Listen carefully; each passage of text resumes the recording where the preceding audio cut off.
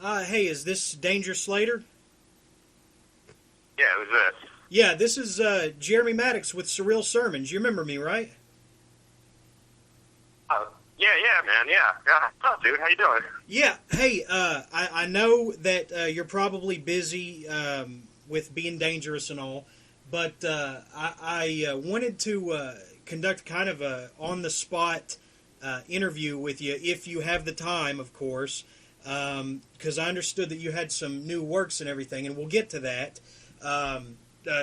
Do you have the time for a brief interview? Um, yeah, it's not really the best time right now, but yeah, I mean, I can answer a question, a couple questions. It's fine, man. Okay.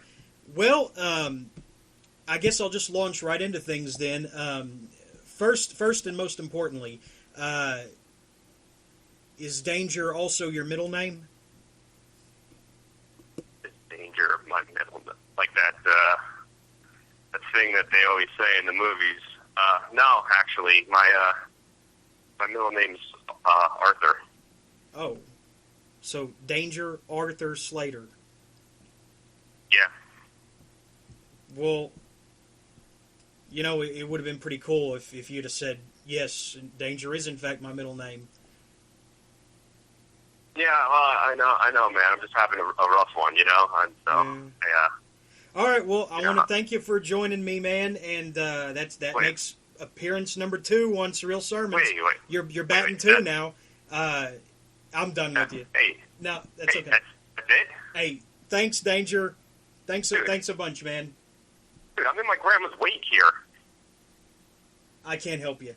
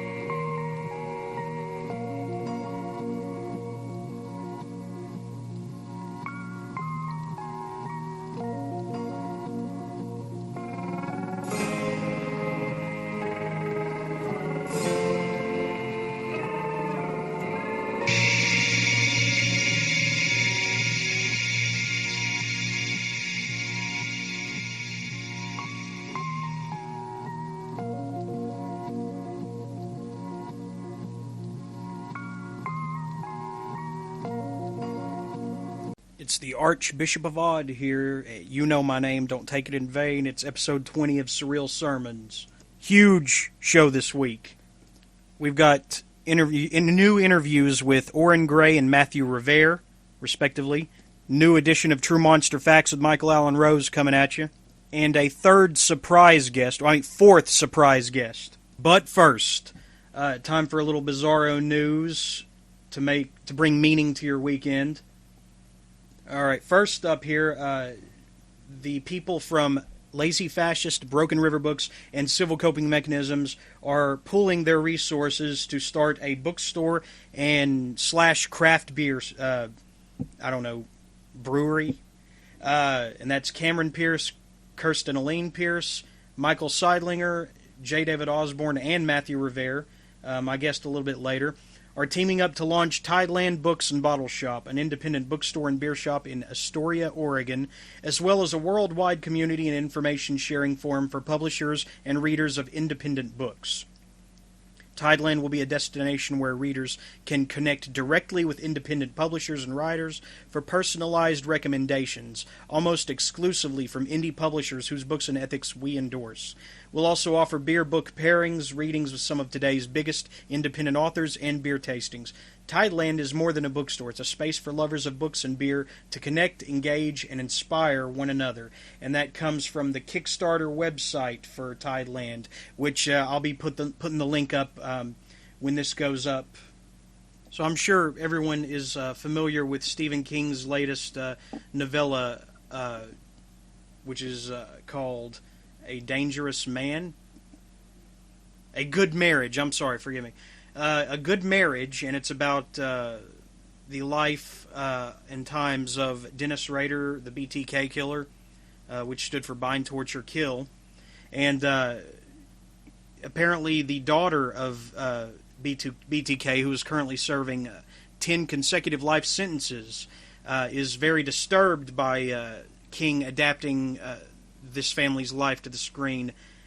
And she's saying that he is exploiting, quote, exploiting my father's 10 victims and their families, and knowing he inspired King's story will only give her father a big head because he's a fan of his work. And I get that from NewYorkMag.com here. I don't know if it was reprinted or not. I'm just quoting, paraphrasing here. Apparently King defended the story by saying that she needn't worry about him glamorizing her father because he's really portrayed as a banal little man in both the book and the adaptation that is on its way. Now, I know Brian Keene got involved with this on Twitter, and, you know, when Brian Keene gets involved, it's a big deal, apparently.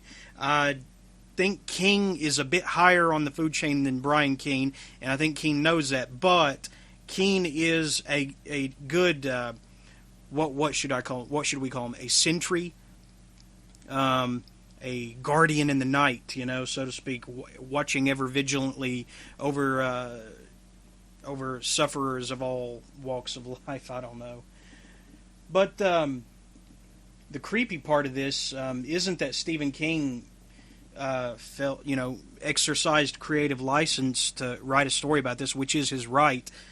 Totally, I feel. You know, there's a backlash for everything these days, and I will not be sucked into every backlash. You know, but the creepy part of this is that Dennis Rader, aka BTK, is now cooperating with an author to tell his own story, and he says that this is to, quote, pay his debt to society, to the victims and their families, and that he hopes, his one hope is that his work can help us better understand the criminal mind for the criminal professional field. That would be my way of helping my debt to society, end quote. Well, Mr. Rader, I think the 10 consecutive life sentences barely scratches the surface. But best of luck with that. By the way, I'm probably going to say something at some point that you don't like or you disagree with. But you know what? We don't have to write each other off as scumbags because of it. This is one of the reasons that I'm hoping to decrease my involvement in social networking in the future, because everything turns into a witch hunt these days. I mean, you guys are getting aggressive out there, you know. That's not what I signed on for. I signed up for Bizarro and the small press community for freedom, for creative restraints coming off, you know, liberation. I did not sign up for hyper-political correctness, and I still love everybody out there. I support everybody. But if the time comes that I want to get an apologist of racist Lovecraft on here, you know, I'm going to do that. It's my show, and if I want to get Tao Lin on here, to defend himself. That's his right. I'm going to do that. Or maybe not. The point is, what is it with you guys turning on each other, deleting each other from Facebook over these scraps, these I don't know, these tempests that you conjure over political differences? I just don't understand. Don't friendships mean more than personal beliefs? That's what I thought anyway. That's why I'm going to be tuning out the social commentary in the near future. I'm focused 100% on getting to Oregon in one piece and not being felt up too bad by the scumbag TSA. Those are scumbags right there. Anyway, I want to meet and make new friends and learn perhaps a new way to live, but I don't want to change my outlook on life to the extent that I become an automaton. Of course we're going to disagree on things, and isn't that okay? Surely by now you guys should know where my heart is. But I don't believe that Lovecraft's contributions to literature should now be reduced to nothing. And apparently neither does St. Joshi, anyone, to express anything, as long as it doesn't break the law. And you don't have to hate me for giving them a forum. Just do me this courtesy. Take the information in. Use it or don't use it. But don't turn on me for giving them a forum. I'll give anybody a forum. Because information is sacred. That's what this is about. Now please, keep it bizarro.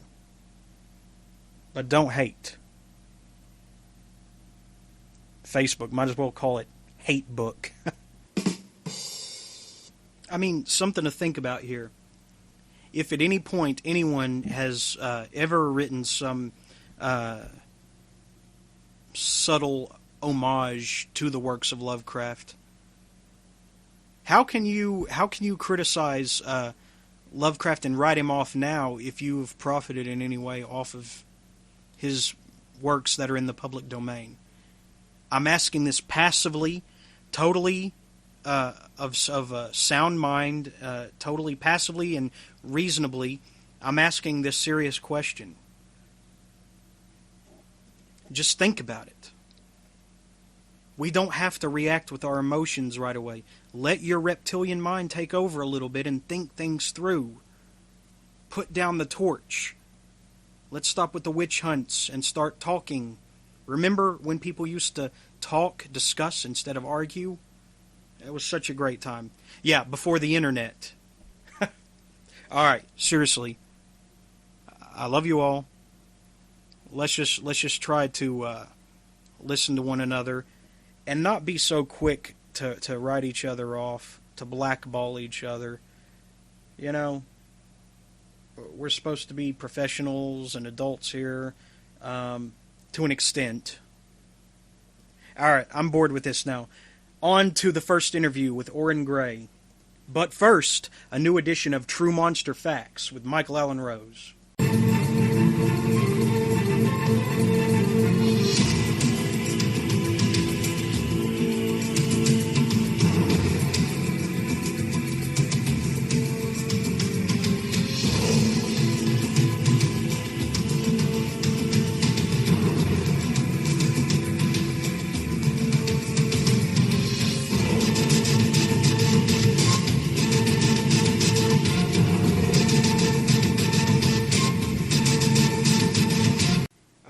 And it is that time again for True Monster Facts with Michael Allen Rose, my crypto correspondent. As always, Michael, I understand that this week we're tackling the subject of weeping statues of Jesus, Mary Magdalene, that mysteriously weep blood, tears, butter, I don't know. That is correct, Jeremy. Yes, the weeping statues. I've done a little bit of research and been visiting a lot of holy sites to find you the true monster facts about weeping statues. And it turns out, it's true monster fact, every Thursday afternoon, the weeping statues weep caramel instead of blood. And if you happen to drink the blood they normally weep, some reports say you may be miraculously healed of your ailments. However, if you drink the caramel on Thursdays, you will almost assuredly develop holy molars, Jeremy, which are a particular kind of cavity that not only hurts, but keeps you awake at night reciting the Apostles' Creed. It's a true monster fact. So, Michael, does this only occur with statues of religious iconography, or can it also happen to, say, the Bob's Big Boys statue or something? Well, it's interesting, Jeremy, because it used to be a generally recognized as a religious statue-only sort of phenomenon, but recent reports have shown that even statues of people like Teddy Roosevelt or Teddy Roosevelt's horse can end up becoming a weeping statue. Turns out it's kind of the statue-in thing to do right now, so a lot of hipster statues are jumping on the train. Also, a bonus fact for you. Weeping statues are actually surprisingly light for statues. This is because they're filled with helium. And if you suck on one, your voice will get squeaky. It's a true monster fact. Michael, thank you so much for joining me. And I understand that next week you will be going into the lair of the Wendigo to bring us updates. That is correct. I have already booked my travel to the Algonquin Nation. I'm excited, Jeremy. Thank you, sir.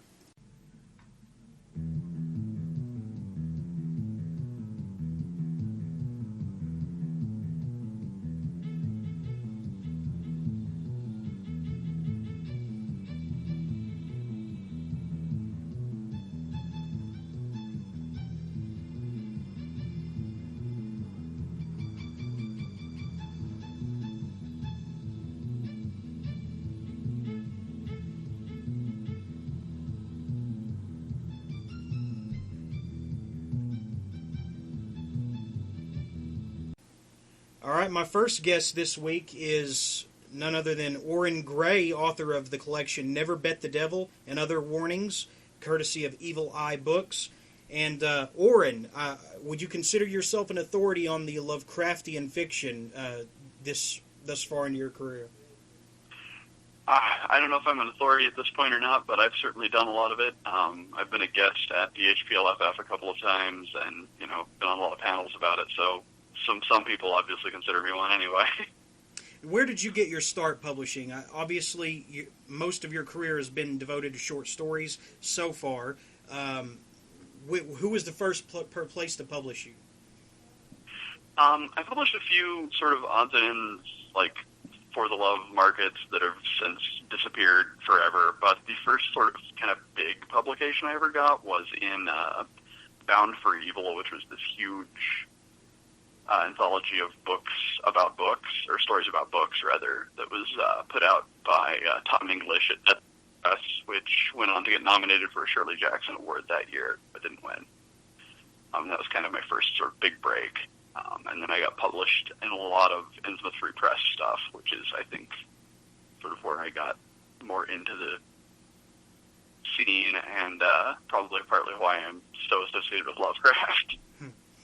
And now you also edited your own anthology called Fungi, which is devoted to creatures that are mushroom-like or fungus-like in appearance and origin, right? Right, yeah. And I actually co-edited that with Sylvia at Innsmouth Free Press, so that was another sort of Innsmouth Free Press book, but yeah. Sylvia Marino Garcia, right? Yeah. Now, what is it about fungus and mushrooms that you call it an obsession at one point in Never Bet the Devil, I believe, in the foreword or the afterword? Honestly, I think for me it goes back to like The Voice in the Night and William Hope Hodgson, and just there was something about sort of the way that the fungus creatures were portrayed in that story, and then like later variants of that story, the movie Matango, this Toho movie from the 60s that is wonderful. It's an adaptation of Hodgson's The Voice in the Night, and just there was something so perfectly weird about the fungi in those stories. It just really stuck with me all this time. Speaking of William Hope Hodgson, Do you think that he's due for an increase in readership with the recent mainstream acceptance of The King in Yellow, thanks to True Detective? Do you think that William Hope Hodgson is next in the in terms of mainstream acceptance of weird fiction? I'd really love to see a bigger mainstream resurgence of William Hope Hodgson. I think he is a great writer and really contributed a lot more to weird fiction than people give him credit for. Like, he was definitely doing cosmic horror before Lovecraft was. I mean, it's very much, and he's got such a broad range of stuff, like with the Karnaki stuff and the more from the Borderland and those kind of things. It's definitely high time we got more like quality William Hope Hodgson stuff back in print, I think. Some of the descriptions in Reading Room, in the short story Reading Room that you wrote, actually, I could detect a Hodgson influence, where the guy is sucked into the abyss and until there's nothing left but his skeleton, and that's sucked into. I don't know. That kind of reminded me of House on the Borderland when he goes and explores the cellar a bit more in the chambers under that.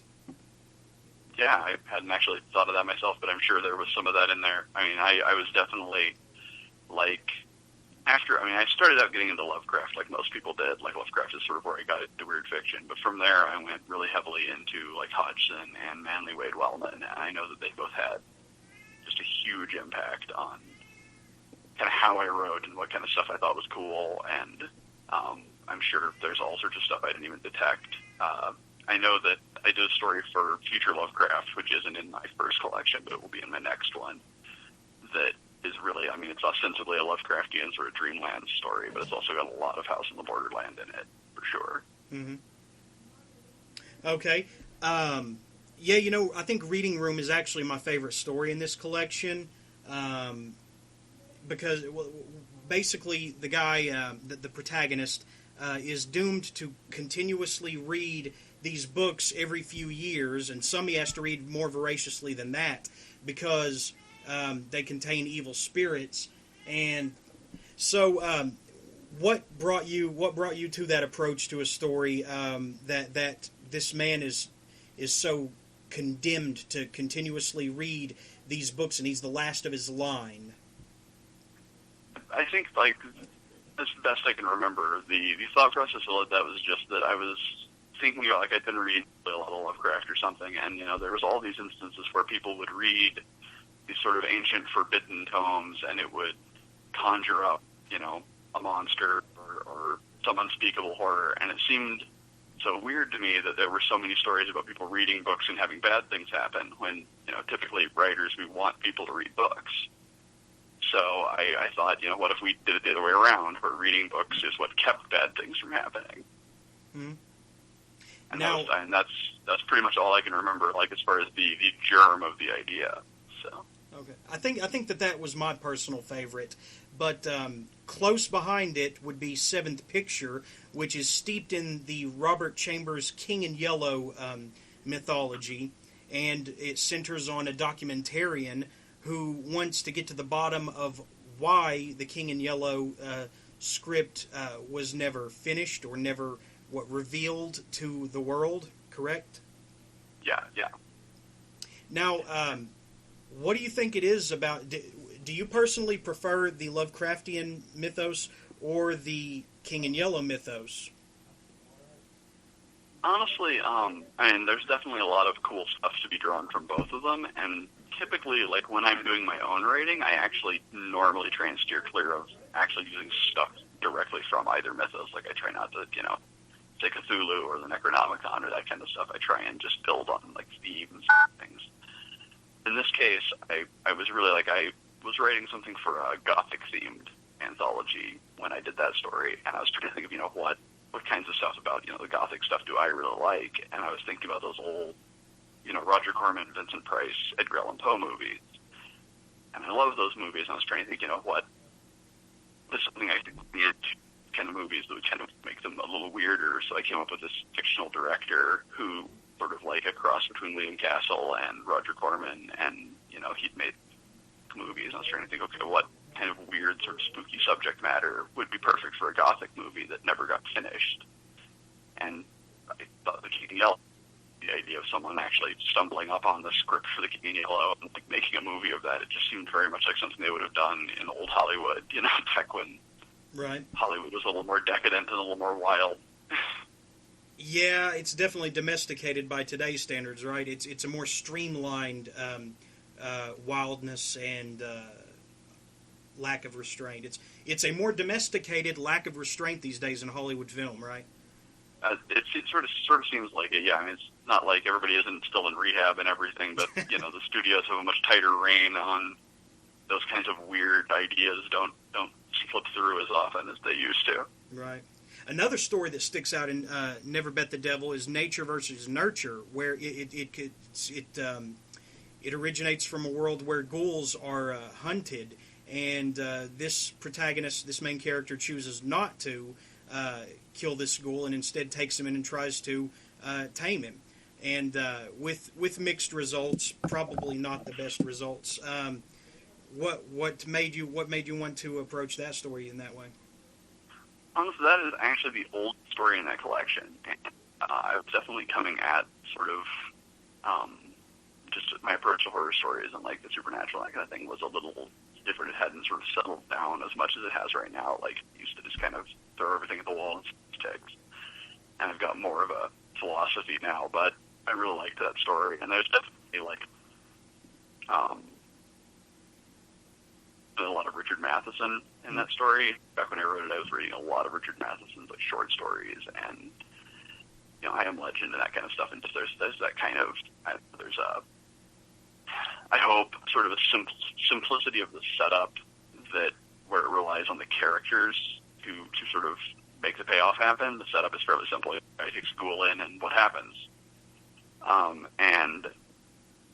that was part of it. And then also I just kind of like ghouls, like I like Lovecraft's ghouls, and I like the whole idea of ghouls in general, and I hadn't been seeing them in stories very much at the time, and so I just thought, I'll do a ghoul story, and that's kind of what I thought of. Okay. Now, you also make frequent mention of one of your main influences being Mike Mignola of Hellboy fame, the creator of Hellboy? Absolutely. Now, what is it about him that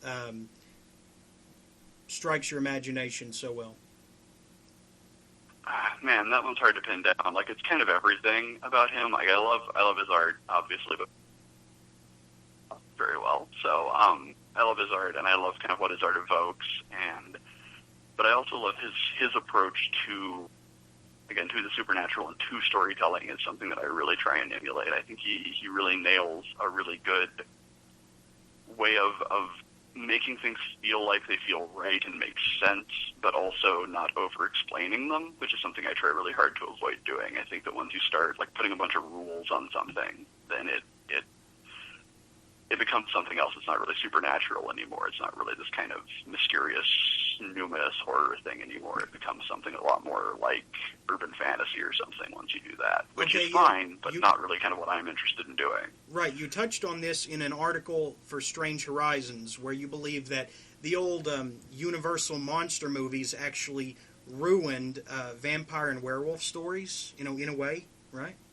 Yeah, I actually pulled that quote from Scott Alley, who was the editor at Dark Horse. But yeah, I definitely think that to some extent, like, those movies and the success of those movies, more than the movies themselves, sort of codified this idea that there are certain rules that things follow, and they work, always this way every time. And one of the great things in Mike Mignola's Hellboy stuff, and hopefully in my stuff, is that if something shows up one way in one story, it may not show up the same way in the next story. Like, you don't know. No one understands the rules, even the people who think they do. Yeah, so, one of the things in that article was that there should always be an element of mystery that you just can't pin down what's happening, so that the meaning of what it is to be a vampire werewolf it eludes to some degree. Right. Exactly. Yeah. And I think that try and always sort of keep that in the forefront of my mind when I'm working on a story. I want there to be some degree of uncertainty or mystery, even when you're done. It's like reading. So now, since we've talked, we're talking so extensively about different different kinds of mythos from different authors. I know that you just recently published a new short story in the tribute to Laird Barron, which is The Children of Old Leech. Mm-hmm. And that is through Ross Lockhart's Word Horde. Is it not? Yep, it definitely is. Okay, Like what's the name of that second story? book from him, I think. So. Okay. What's the name of that story? The name of my story was Walpert Just Knocked. I hope I'm saying it right. Okay, now that is Hungarian for Halloween, right?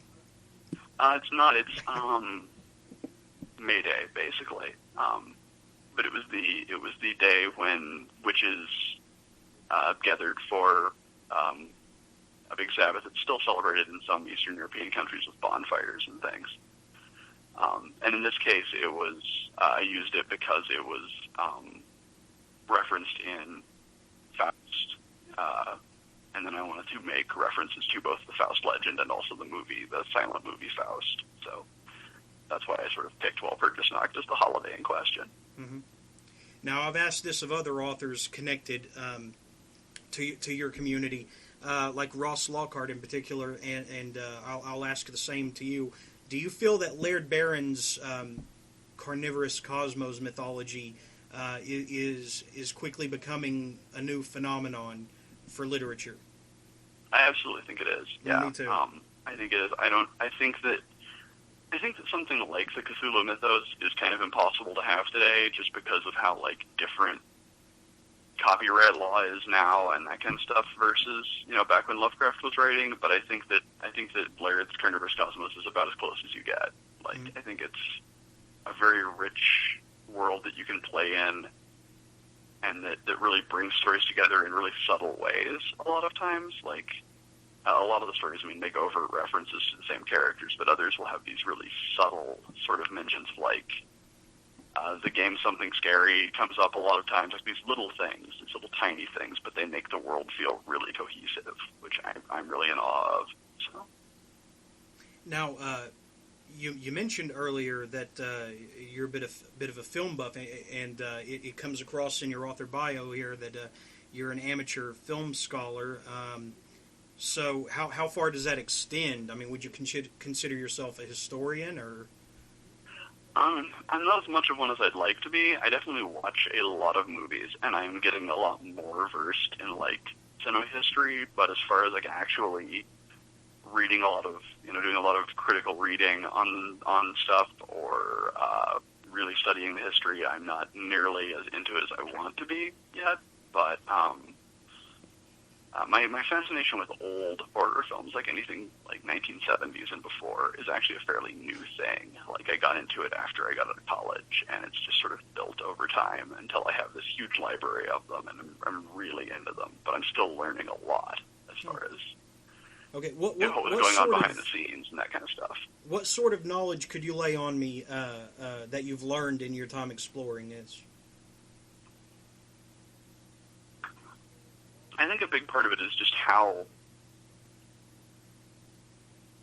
First of all, I just love the movies, and so a lot of what I've learned is just seeing the movies and kind of understanding them a little better, and learning a little more about them as far as individual movies go. But also, I think there's a lot more sort of overlap and word I'm looking for. Like a conversation happening from one movie to another, and from movies to fiction over the years, over the course of the history of the genre, a lot more than I think a lot of people really acknowledge or realize. I know modern movies, of course, you have a lot of movies that overtly and directly pay homage to older movies. You have a lot of people referencing, Evil Dead or something like that, overtly in their films. You have a lot of remakes and all that kind of stuff. But even going back to the beginning of film, you have a lot of movies influencing one another in interesting ways, of movies setting standards that later get repeated, or generating an idea that later affects other ideas.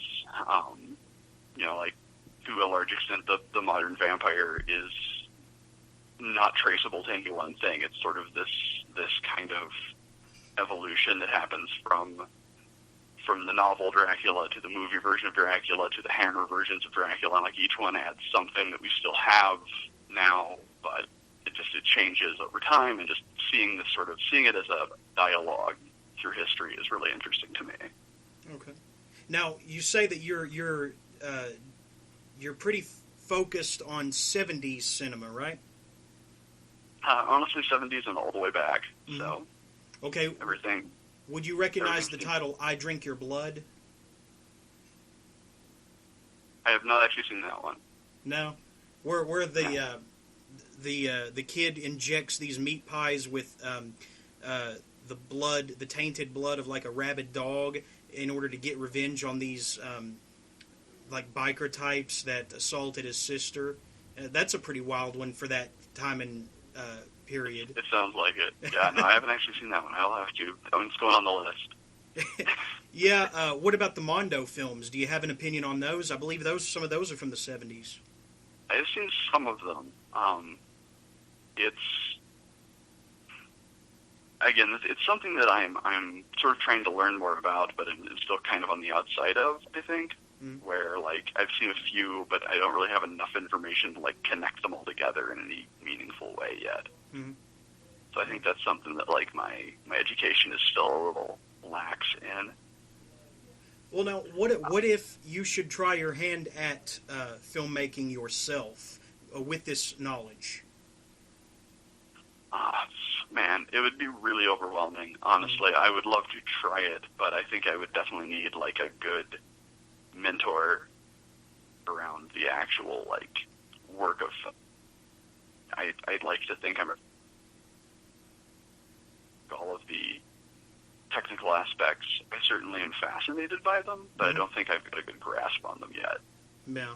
Well, there's been a lot of controversy over the transition from celluloid. All right, so some technical difficulties there, phone-related, I guess. So Tarantino is about ready to bow out of cinema altogether because of the transition from film to digital video, and he says, I won't do film if I can't have my pops and crackles in the film, And David Lynch just completed a few years ago his first film in digital, and he felt that it was more adventurous for an experimental type such as himself.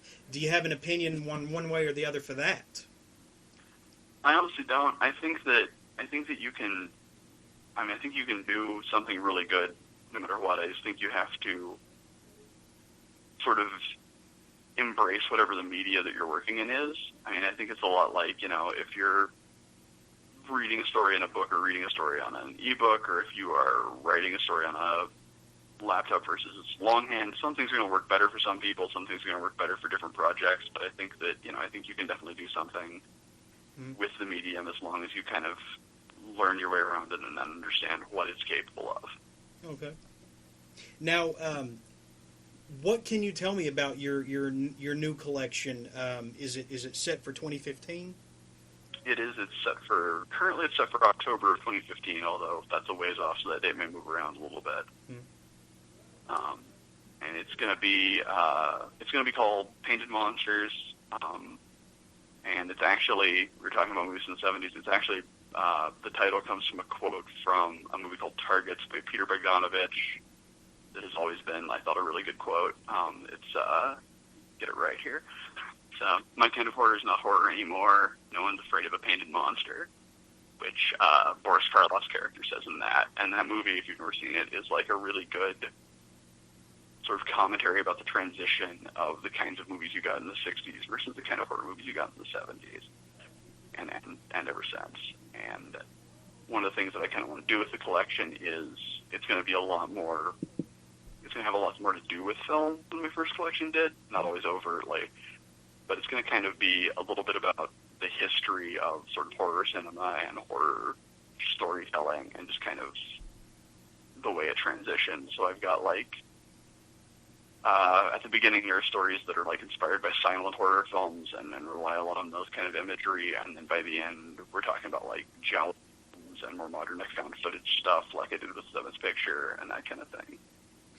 Man, I think found footage gets a bad reputation. I love found footage. I think it's a brilliant way to tell a story. I think it is when it's used right, absolutely. When it's used right. And there are a lot of bad examples out there, Yeah. And one of the hardest things I think for people is making it feel credible. Like, too often it feels like a movie that just is made with hand cameras rather than like really feeling like credible found footage. So. Okay, now there is I'm sure you've probably heard of this as far along as you are, but there was actually an article that Stephen Graham Jones wrote for Lit Reactor a few years ago, and he had a name for this storytelling approach, and I believe it's called the book as artifact. And basically, it's that the story exists within the story as an object, such as a book or a film, and this way, it makes it more plausible that it would exist in that universe. Absolutely, I think I remember reading that. Yeah, and definitely Stephen Graham Jones is one of those people who every time he says anything, my ears perk up because he's a really brilliant guy. Yeah, definitely, and. Well, now you also have a new. I don't know what it is. If it's a chat book for. It's called Gardinell's Real Estate, and it's about 13 fictional haunted houses that are for sale. Right. Yep. Now tell me about this. And you're working. Who's the gentleman you're working with on this? The guy I'm working with is Mike Corley. He mostly does book cover design at the moment, but he's done a couple of comics with Dark Horse. And a few other projects. And he is, in my opinion, he's maybe the best cover designer out there. He does a lot of covers for Valancourt Books, which are these guys who reissue old Gothic novels and things like that. Mm-hmm. And they're just fantastic as covers. If you ever track them down, they're just amazing. But I've been friends for a few years online, and he approached me a while back with this idea where he was drawing these sort of spooky houses, just kind of as an exercise, and he came up with the idea that he would draw these houses and he'd send them to me, and I would write up sort of a fake real estate pamphlet for them. And so from there, I came up with this persona for this real estate agent, and we wrote up the whole pamphlet, and then he'd send me the houses. Every few weeks he'd send me a house, and I'd write it up, and we did this over about the course of a year, and then put it all together into a little 32-page chapbook. And the Gardinells, actually I was talking about Manly Wade Wellman earlier, the Gardinells name comes from Manly Wade Wellman, who would write about these carnivorous sort of plant houses that he called Gardinells, that were part of his little sort of personal mythology he made up. And we liked the name, so we took it and made it the name of the real estate company. This is kind of a nod back to that. All right. And how many copies would you say are left? 10, maybe less? Right now, I think there are 10 as we speak, so it'll probably be sold out by very soon. But at the moment, there's 10 left, and they're going fast. We've talked about doing a digital version once the print version sells out, put it up on Big Gumroad or something, and let people kind of pay what they want, and get the digital version, which won't look nearly as nice, of course, but would give people access to the stuff who missed out on the initial print run. Now, who is your favorite entity in the Lovecraftian universe to write about? Honestly, I've not written very much about actual specific entities. Although if I did have to pick one, probably I would go with Nyarlathotep, just because you get a lot of leeway as what you get to do with that. And I got asked to do sort of an avatar of Nyarlathotep for a project a guy was doing a while back, and that was a lot of fun to do. So now, was that called Yog Blogsoth? That's the one. Yeah. Now, what's the story there? What is that about? Mike Bukowski is the artist there, and he took it up on himself to do a drawing of every monster that Lovecraft ever mentioned. I think he's ended up with 420 by the time he's done, he said. And he's just been doing those and posting them up on this blog. Well, he got to the point where he was doing Nyarlathotep avatars, and he'd done, tons of them, because throughout the course of both Lovecraft and other people who wrote in the mythos, there's a lot of different versions of Nyarlathotep. So he ended up with a whole bunch of these, and he came up with the idea of getting a bunch of authors, contemporary authors, to submit their own versions. And so he asked me and Larry Barron, John Langan, Molly Tanzer, Sylvia Marina Garcia, Olivia Llewellyn, and a few other people to do sort of just make up an avatar of Nyarlathotep and write, a 2 or 3 paragraph description of it or something and submit it to him, and then he drew it. Yeah. And so that was a lot of fun, and I got to do that. And actually, the little fragment I wrote is eventually going to turn into a full-length story, but whenever I get time to write it. But it's definitely on my docket just because it definitely kicked off a lot of ideas once I got started. Cool. So. Well, is there anything else? Are there any other future projects that we can make people aware of here, Orrin, before we wrap this up? I think the main things I've got coming in the future that I can, usefully talk about is my second collection, which again is going to be coming out from Word Horde sometime next year. There'll be an official announcement, probably sometime this month. Mm-hmm. And that's going to be Painted Monsters. Title may change slightly, maybe Painted Monsters and Other Strange Beasts, something like that. And I've got a couple of anthology projects that I'm hoping to edit again soon, but they're all still in the hoping to stage. Like, I'm talking to publishers, but it's up in the air. So hopefully there'll be some announcements about those coming soon too. But again, the best place to find that would be like on my Facebook or on my website at orringray.com. So now, what little you do know about those hopefuls, do you see them being invite only, or will they be where there'll be a submission call? They'll probably be mostly invite only, just because of how, again, from what I know, how narrow the window of space I'm going to be working with on them is. I think they're both going to be relatively tight as far as budget goes, and so it's going to be just kind of really tricky to fit everything together. But it'll depend a little bit on sort of how the final stuff shakes down. If there's an opportunity to do so, I would definitely open up some submissions, even if it was a brief window. What can you say about Evil Eye Books? Do you still envision yourself working with them in the future? I'm definitely still working with them on and off. I've got I'm hoping to have a short story in another one of their anthologies in the near future. I definitely think they're doing some interesting stuff. But I haven't really heard exactly what their plans are sort of moving forward as far as their future slate goes. And just, in the case of my second collection, it was just one of those situations where I really loved working with Ross, and the opportunity to work with him again on something bigger was just too good to pass up. So. Okay. Well, Orrin, thank you so much for joining us here on Surreal Sermons, and I think you've got a dark future. Well, thank you so much for having me.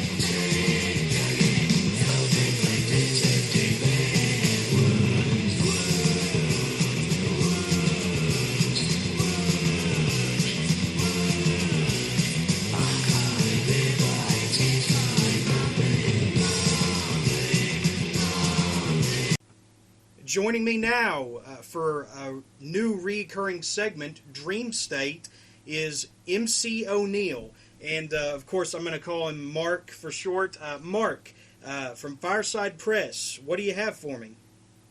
Hi, everybody. I'm MC O'Neill, like Moran said, from Fireside Press, and I'm an editor. You might know us better for our first offering, Fireside Popsicles. It's an awesome Bizarro anthology.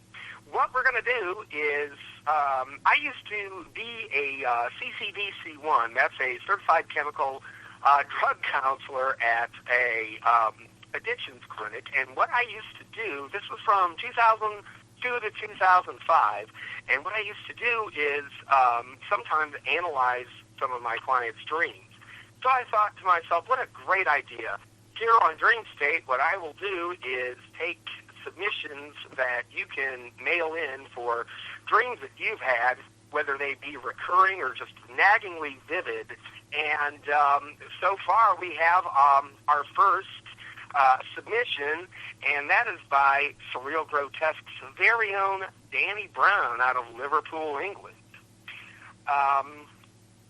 What Danny's dream, I'm going to call it the broccoli dream, and here's why. Danny writes in, my mother was a very, very terrible cook. She had a thing for overcooking frozen vegetables to the point they would fall apart. I was also very spotty throughout my teens and 20s, and I still take medication to stop the zits. For people who don't live in England, spots are vernacular, British vernacular for zits, okay? Danny goes on to say that some of this imagery dealing with boils and epidermal trauma filters into her fiction. She continues, I had this dream that this overcooked broccoli was leaking out of my spots. I also tend to spend so much time dealing with other people's problems and mental health issues that I rarely have any time to deal with things that are causing me distress. In this case, my mother's terrible cooking and pimples. So some of these anxieties probably get released while I'm asleep. Otherwise, I wouldn't be able to function. After she sent that in to me, I wrote up a response to her, and what I like to do is take elements that are in dreams, namely in this one, we have the broccoli and we have the pimples. In regards to broccoli, I have to say that any kind of high-nutrient green vegetable like, say, Brussels sprouts, cabbage, or even spinach could be indicative not so much of your nutrition in this instance, but rather a quality of life or possible career endeavor. I also find it telling that you are dreaming about a vegetable attached to your mother. As you say, her cooking is pretty lousy. Now, when we couple this with pimples, we can connect the two elements to a sense of shame or regret. Blemish imagery in dreams, especially on the facial area, is pretty standard for shame, regret, or some type of embarrassment. Perhaps the broccoli pus is indicative of an unfulfilled desire, and I also see that this sense of shame might be attributed to your mom, or at least she had fostered it somehow, as she was also the source of the food that disgusts you.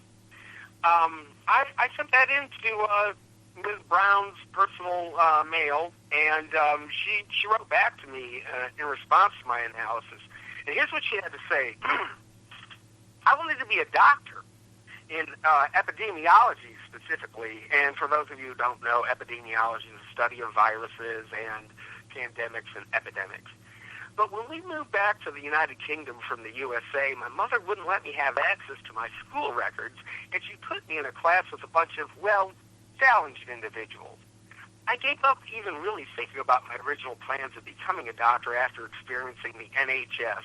And by the way, that's the nationally funded healthcare service for England. She goes on to say that most of my characters I write about have physical ailments as well as mental. I'm forever dealing with the fallout of other people's mental health problems and personality disorders. Unfortunately for me, healthcare and people's mental health problems never provide good ways to kill someone, and neither do my dreams, so I have to watch crime documentaries when I know a murder is coming up. Well, Danny, what I have to tell you right now, and I hope you're listening, is that my final analysis of what you had to say is that your response was pretty spot on with the connection to your mom's dashing of your goals for med school. And although I'm not licensed to give real advice, you might want to consider how fortunate you are to have the ability to work through this past upset with your writing. After all, if you had followed the path of medicine, you wouldn't have time to write, most likely. I mean, when you're a doctor, you're a freaking doctor. The years in pre-med and then med school on top of interning and the years of residency, and we're talking 80-hour work weeks, just won't allow for much else.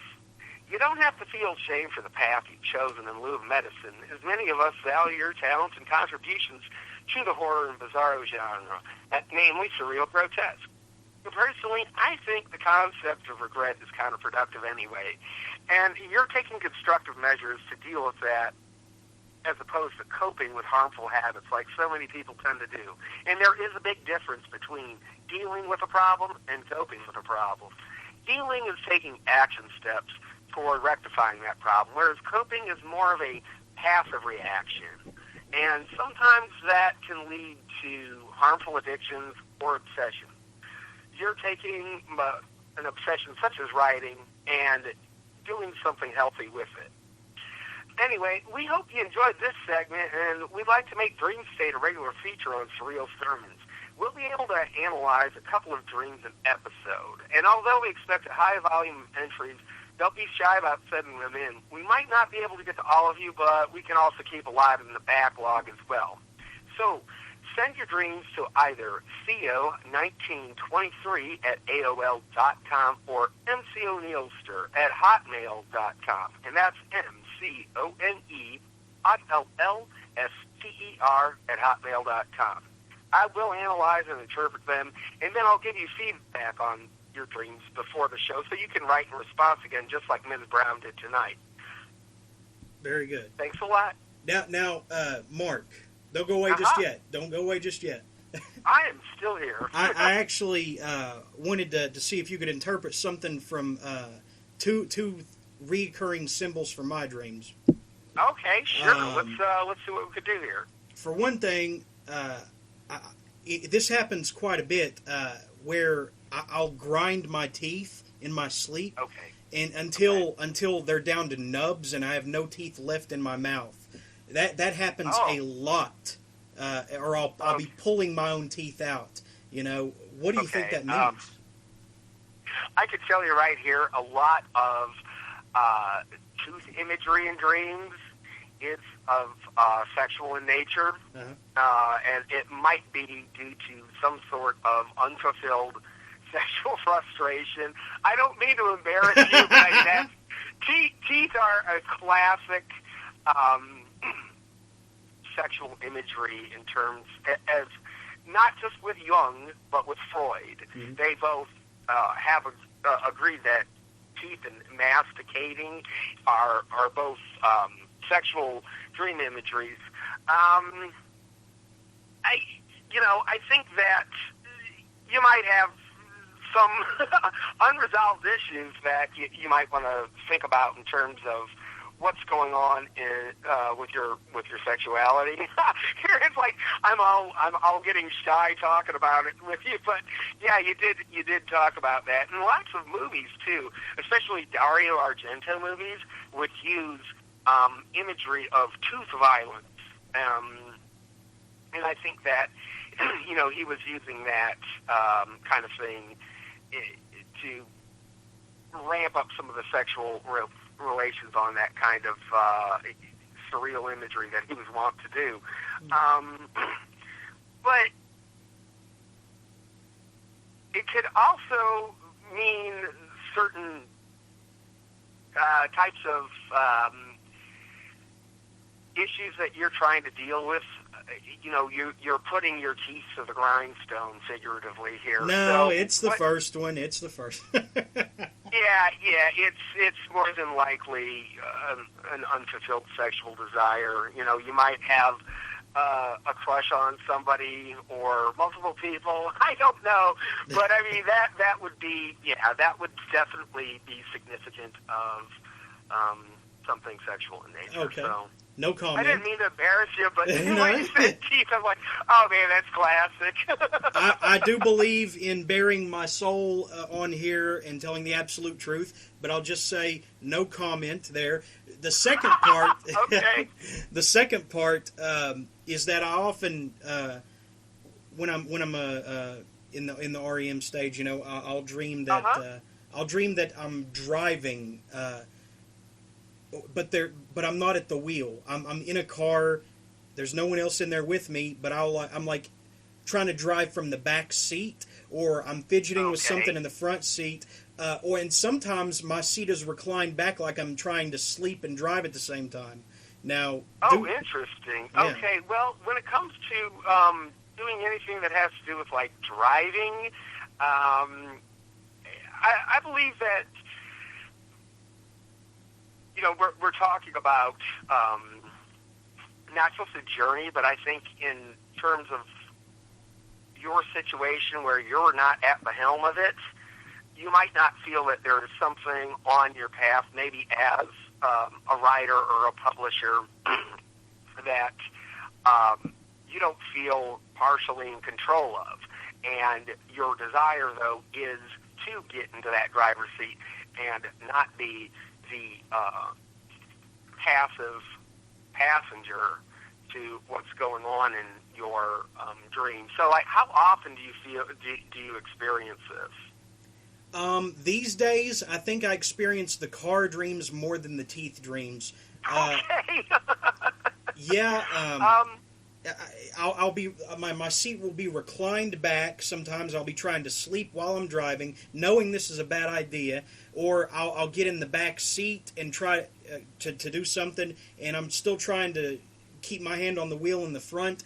And sometimes the windows are fogged up. You know, like I can only see through like the tiniest. They're fogged up. Yeah. You've never had this coupled with your teeth grinding experiences, have you? Like, have you been grinding your teeth in your dream while this car is driving itself? Maybe once. Oh, shit. What? Okay, that's is it the sex again? Are we back on that again? Yeah, we are. As a matter of fact, I think this actually is, again, unfulfilled sexual drives that literally here. And I think that my best guess is that perhaps you feel that you might be in a relationship or that you pursue relationships in a more passive way than you would like to. I think that, do you find your partners in your past being the people who take the initiative, not just with sex, but like with beginning a relationship? Like, you've got to know for certain that this person's been talking about you, or this person is just absolutely aggressive with you. Yeah. And then you're like, wow, okay, I'll go out with you. You know what I mean? Yeah. You know, every woman that I've ever been infatuated with, it has not worked. They've always had to approach me, you know. And I don't know if I should be embarrassed to say that or not, but that's just the way it is, you know. Well, no, you know what? I mean, I've been around the block. I'm going to bare my soul here too. And no, I've had to get the go ahead first before I ever pursued anything, or I have had past relationships where where the woman was, you know, extremely aggressive about it, and I would be the one to do the reciprocation. And this isn't a boy versus girl thing. I mean, many women probably have this this type of imagery in their dreams where they find themselves being the one acted upon rather than being the agent or the actor in the relationship.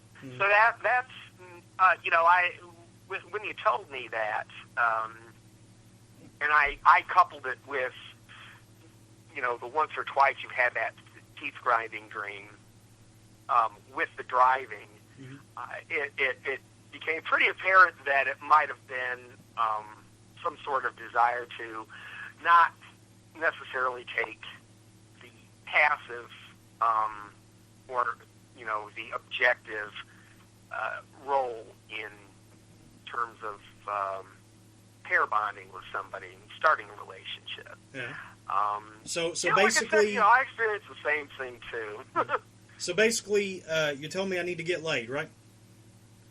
Oh yeah, you might, but not just getting laid. All right. But even in terms of having a long-term romantic relationship, perhaps you do feel that desire to be the one in terms of initiating it and being the one who get the show going. Maybe that's something that you feel that's been unfulfilled, or at least your subconscious is telling you that via this dream. Okay. Because when you said that the windows were fogging up and stuff, I was like thinking to myself, oh no, Jeremy, here we go again. Well, you know, anyone listening out there, I'm accepting stalkers. You know, but all right. So this has been Dream State with MC O'Neill. Thanks for telling me what I already knew, Mark. I know, but now I know it. And so does the rest of the Bizarros crowd. Now everybody You're knows going to have it. a fun time in Portland this fall. Oh, wow. All right, well, thanks for joining me. Now, wait a minute. Before we wrap this up, we got to talk about the latest stuff going on with Fireside Press. Oh, my gosh, you're right. Boy, do we have a whopper coming up for you. As a matter of fact, would you like me to read the TOC of our upcoming first volume of our 3-volume omnibus Wishes? Yeah, so this is hot off the presses here. You've heard it here first. I have posted it up privately in the Wishes group, but Wishful Thinking is the first installment of Fireside Press's upcoming omnibus called Wishes. And the TOC, you guys are going to love it. It's horror themed. The theme to Wishes is be careful what you wish for. You might get it. And this, of course, is the brainchild of my boss and mentor, Sheila Hull, who is editor-in-chief of Fireside Press. Wishful Thinking, the TOC, you guys are going to love this. James Roy Daly, Rick Austin, Donald Armfield, David Duke, not the neo-Nazi, but the poet, Kevin Strange, yes, Stephanie Vela Anderson, James Ward Kirk, Eraserhead Press's very own Tiffany Scandal, and Resident Suicide Girl. Eraserhead's Eric Hendrickson, he's got one for us. Right. Lily Lucchese. We have J.C. Michael, the author of Discoredia. He's going to be in it. We have Peter Davis Parker. We have one story that's co-written by Michelle Garza and Melissa Lazon. And then finally we close it off with Indian Summer by Doug Dra, who's out of Germany. And that is slated to come out October 24th. We're going to let you know on Facebook, Twitter, and all the social media about the release. And David Anderson's doing the cover art for it this time. Last time we had Hauke Vogt doing the cover for Fireside Popsicles, which, yes, we are going to need him again sometime in the future, but I'll get to that on a later episode. Anyway, in November, the second volume comes out, and that's called Wishing Weird. And Dog My Cast, Maddox, I think you're going to be in it. Damn straight I am. Isn't that great? Yeah. We're even slated to have other writers that are prominent in the Bizarro scene, like Jordan Carl. We're going to have you, John Myers, who just released the excellent novel Pink Planet. We're going to have, oh my gosh, who else? Just tons of Bizarros. N.T. Johnson, he had a great tale for us. Dan Velocity, author of The Church of TV is God, and then Michael Allen Rose, a lot of great Bizarros, including tonight's featured dreamer, Danny Brown. She'll be in it as well. So, I don't know who we don't have. It's amazing we got everybody together, but you know what? That's Sheila. She can get people to do stuff. It's amazing. And then finally we'll have, in December, we'll close it out with our final volume called Dark Wishes, which is dark romance and dark erotica. Now, what we're going to do is, with each volume, even though one is horror, the second one is dedicated to Bizarro, and the third one is, like I said, dark romance and dark romo, we're still going to, slip some Bizarro authors in there, so people who are normally horror and just horror or just erotica will get to read a Bizarro author and go, what the fuck is this? That's the way that we can do that to open up the fandom for Bizarro and get the genre to people who otherwise would not have found it. And then later next year, you're going to have hopefully a young adult Bizarro anthology called Hooked on Bizarro. That is correct. It's not even hopefully. We've already hired Garrett Cook, the Time Pimp himself, to edit the slush. I can't even get in it without his say-so. Okay, are there any anthologies that are still open currently regarding Fireside Press? Are there any that listeners can still submit to? You can submit right now to Hooked on Bizarro. So if you have a penchant for writing YA, or you always wanted to, but you're normally a Bizarro author, or you're normally a YA author, and you really want something weird that that might not normally jive with the vampires and Hunger Games and stuff like that, feel free to submit to mconeilster@hotmail.com, and we have a 10,000 word limit on that. We haven't decided who is going to cover the jacket for it. We do hope to have a March release for that one. But yeah, Hooked on Bizarro is going to be a lot of fun, and I think we're going to be contacting other writers, as will Garrett Cook, once Wishes has been released. And we are going to wrap Wishes in a final 3-issue omnibus. So we're going to, wrap them all up finally together. Hopefully we'll try to get a hardcover one out from Ingram. Okay. Last question. I've asked you this off the air before, but when are we going to see a full-length novel or novella from someone for Fireside Press? Oh, boy. Gosh. I'd love to do one, like so many of these manuscripts that I've been hearing about right now. Gosh, I mean, we'd love to take a look at them, but right now, since we're newbies at this, the budget won't allow for it. We would like to try to get something going in 2015 at the earliest.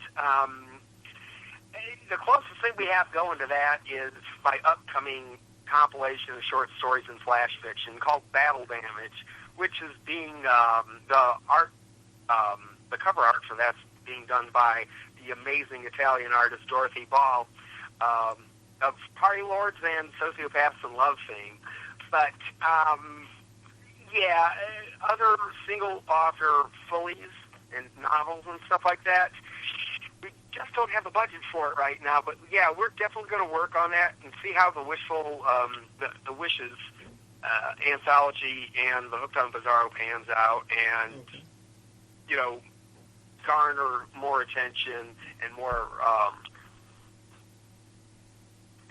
attention for our press to see how that's all going to work out for us. But yeah, man, we would love to eventually do that, more than just anthologies and compilations. Sure.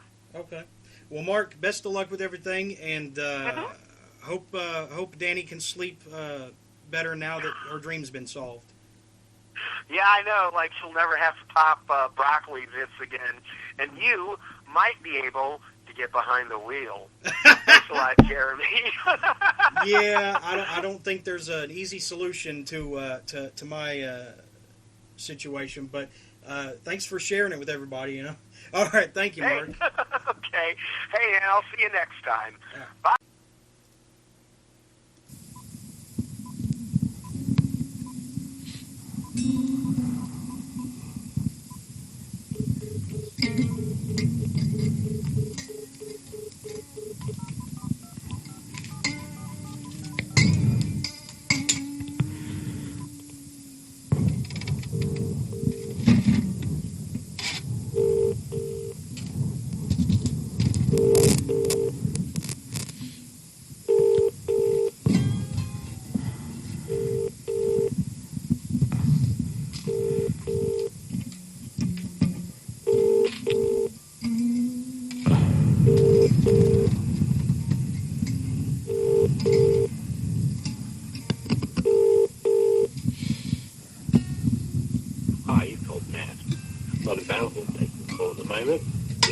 Number and I'll get in touch with you. Bye.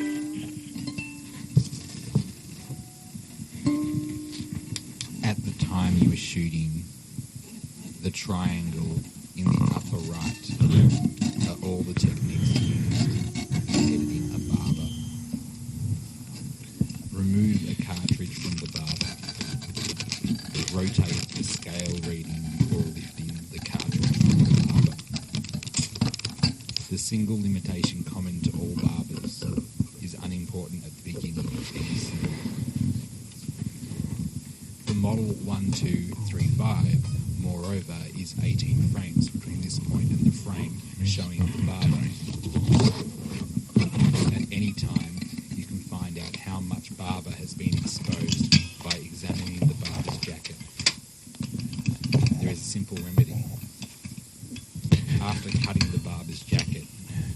Picture a hammer. 18 hammers hitting one nail of unwanted sound. All the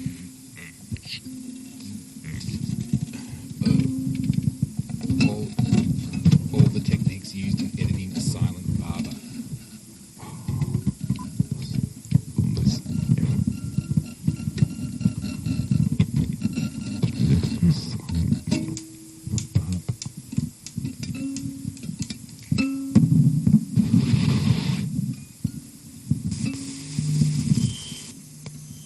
You have one new voice message. Received at 4:13 p.m.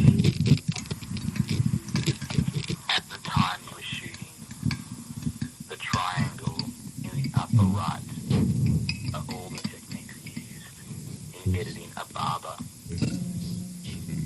Remove a cartridge from the barber. Rotate the scale reading before lifting the cartridge from the barber.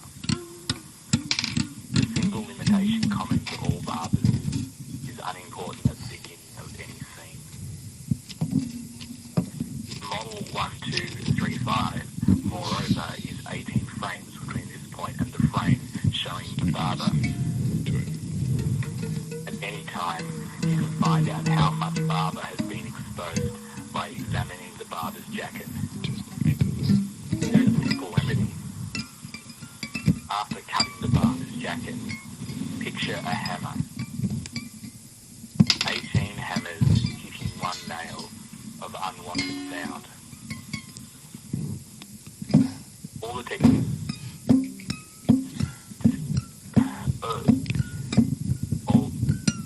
All the techniques used in editing a silent barber. To return the call, press 6. To transfer this message, press 4. To delete, press 3. To replay, press message deleted. There are no more messages. To listen to saved messages, press 7. For you.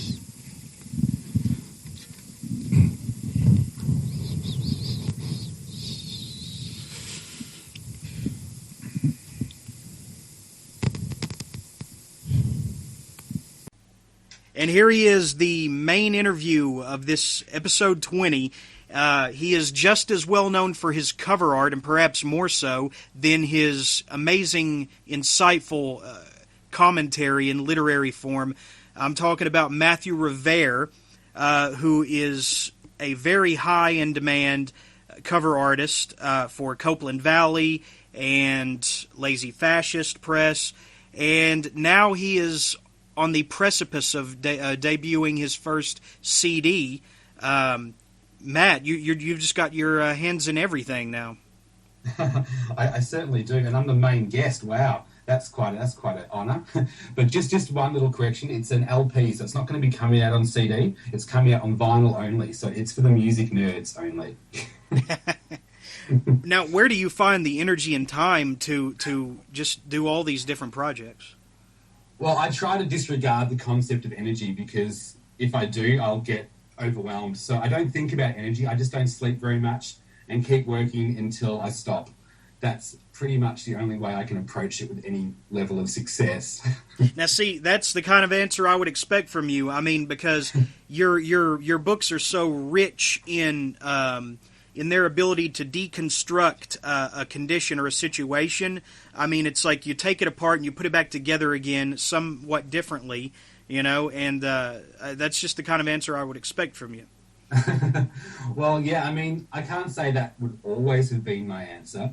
I certainly wasn't as motivated as I appear to be now, even 5 years ago. But I think work sort of begets work, and once you start, the only way to keep that momentum going is to continue working. If you stop even for a little while, you lose all that momentum and everything can fall down. Yeah. Now, I mean, do you think that you're self-aware of your success or your works yet? I mean... Well, I try not to be self-aware in that regard. I think there's always a danger of misrepresenting yourself, even to yourself.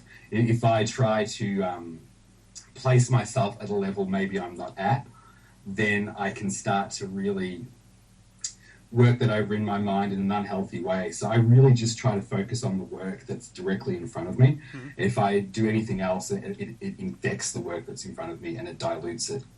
Okay. Now, you got your start with A Million Versions of Right. Mm-hmm. I did.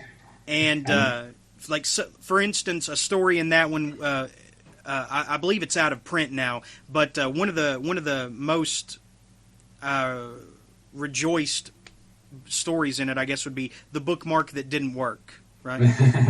Yeah.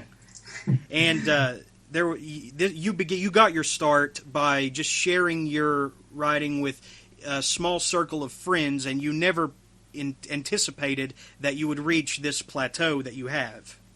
Yeah, absolutely not. I mean, when I was working on the stories that would eventually become that collection, there was no concept in my mind that I might ever become a published author. I had no ambition to do so. I was actually working on music back then and having very little success. And writing was kind of just a tangential thing that I did when that frustration with music got too much. And I had one or two friends that I would send that work to. And yeah, it just so happened that one of those friends was interested in starting a publishing house, and that's the publishing house that became Legume Man. Okay, now speaking of Legume Man, what is the status? Because we had Jess Goldbranson on, and he was unsure of the status of Legume Man books, and I know that he was one of the most recent authors published through you guys. Now it's also ran with R. Frederick Hamilton, right? Yeah, R. Frederick Hamilton. He's a close friend of mine. I've known him for a long time, and he's the co-owner along with his partner Brooke Walters, who is our editor and really the brains behind everything. She does an amazing job. So yes, it's been the three of us who's been working on that now since about 2008. And and we just try to focus on the stuff that we're interested in, and we have a very close connection, and I think that's helped us a lot. In the last year or two, Legume Man's definitely not necessarily been as active. And I think that's more just because we all have so many things going on rather than anything against Legume Man. We do have 2 books that are coming out very, very shortly. In fact, we just got the proof copy back of our next book, which is called Lydius, by a wonderful Greek writer called, I'm going to say her name incorrectly. I'm just going to call her Abby for now. But amazing writer. So Legume Man certainly isn't dead. We've just been maybe a little less active than we would have liked to be. Okay. Now, so Anti-Paladin Blues was the last one published, right? Yes, I believe it was. I'm just trying to go through the memory banks. I think it was Jess's book, yes. Okay. Now, A Million Versions of Right. Why did that go out of print? Is anyone going to pick it up for reprinting? Or? Well, there were a couple of reasons for that, but the main reason, to be completely honest, is I asked for it to be taken out of print. And that wasn't even because I'm dissatisfied with the book. I don't feel that book is a completely honest representation of me. It's a very it's an amateur book. It's a book written without the intention to be read, basically. And I guess I felt that it just didn't represent exactly what I wanted it to represent. And it was something that I just felt it had its day. It really did some great things for me, and I'll always be very, very happy that it existed. But I thought now it's time to move on. Now, I understand that the editing process for one of the stories, Meeting Max, it was very headache-inducing on both your part and the editors. What was the cause for that? Oh, yeah, I feel so bad for Brooke in this instance. Okay, so if we put this into context, this was me a version of me that didn't know he was ever going to be a writer, and then when he found out that he was going to be a published author, I guess I got a bit full of myself. I'm going to put all the blame of this onto me. I was the writer and I could do no wrong. And I think that any writer early in their career probably has flirtations with an experience like this. But when Brooke got back to me with the edits, and she literally tore the whole story apart, I felt I was affronted by this. I couldn't believe she had the gall to pick apart my genius, for want of a better word. And so I responded really badly, really negatively, and I got quite emo about it, to be perfectly honest. And look, Brooke was great. She held her ground, and she talked me through it. It was obvious that she was enormously frustrated with me at this point, and I couldn't blame her. But we worked through it, and eventually we got to a story which was definitely much better for her input. And that was probably the single most important experience of my, I guess, writing career. It really took me down a peg, but I think that everybody, especially early on, needs to be taken down a peg, because you can get carried away with your own thought process, and I guess you believe that everything you do must be correct, and it's just not. And you need somebody that has the guts to tell you this is wrong and here's why it's wrong. And yeah, I think I approach writing very differently from that point forward. Wow. Okay, so I'm asking this as a selfish question. When that day comes and that certain editor does bring you down a few pegs, and say you've been working day and night on this story to get it to what you feel is correct and a well-told story, how do you pick yourself up and not take it personally that first time? I'm only going to speak for myself here, but I'd imagine that it would be a very similar experience for the majority of writers. I don't think there is a way that you cannot take it personally. It's very difficult to separate yourself from this thing that you've invested so much of yourself in, and once you get that outside input, and it's not everything that you hoped it would be, it really begins to attack some of the notions you had about yourself. It begins to attack your own understanding of your talent. It is something that you take personally, and I think that it's important to take it personally so you can learn from that. It's all well and good to think you could go in selflessly and just take everything on the chin and be completely balanced in all of your feedback. I just would like to think that any author will have an editor half as good as Brooke was, who basically prevents them from getting their way, if that makes any sense. You do need to be taken down a peg. I think it's an important lesson, and you will take it personally, and it will hurt, but you'll learn so much from that hurt. Now, was it the tumors that made me interesting that came next? Yeah, Tumors was the next book, and that was my first novel. And yeah, at this point, I really wanted to try to, now that I knew that I was a writer and that I was a published author and people were reading what I was doing, I really wanted to do something that I believed deserved to exist, which I can't say necessarily about A Million Versions. A Million Versions was a fun book, it was a funny book, it was kind of out there. But if I were to honestly look at it and say, should that book exist, I can't find a realistic reason why it should. So I wanted to write a book that, in my mind, had a right to exist. Something very personal, something that had a message, and something that hopefully people would remember. I think most people who have read this really connected with it. It has a real heart to it, So we begin the protagonist, which I can't remember if they have a name or not. Bruce, I believe. Bruce Miles. Okay. What happens is he knows that something's wrong with him, and he can't seem to get someone to diagnose him. He goes to a doctor who'd rather talk about his garage rock band than help him with the problem, right? Yeah. And then he comes upon this woman named Fiona, who pretty much turns the tumors that he does in fact have into some sort of religious icon, right? Yeah, more or less. It becomes the thing that defines him as more than ordinary. Mm-hmm. But there are some interesting stylistic choices in here, like, for instance, and you don't get it when you first read it, but I know that you told me this story off the air a long time ago, but Bruce's mother is just an arm, right? Yeah, that's correct, yes. And I understand that there is a very integral, deep, meaningful reason for that. And could you tell that story, and also why you chose to write about tumors? Because at this point in your life, there were some very hellish things going on with your personal health, and the reason that you chose the arm for the mother. There's a reason for that as well. Yeah, absolutely. I mean, it was a terrible period.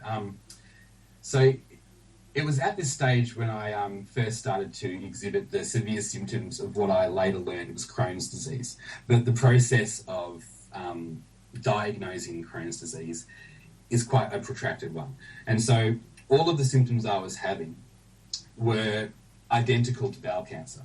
And everything that I was reading kept reinforcing this horrible C word. And at the time, I'd never really faced anything like that myself, and it was terrifying. And I wanted to attempt to find a way to deal with that. And so that's why I started writing The Tumours Made Me Interesting.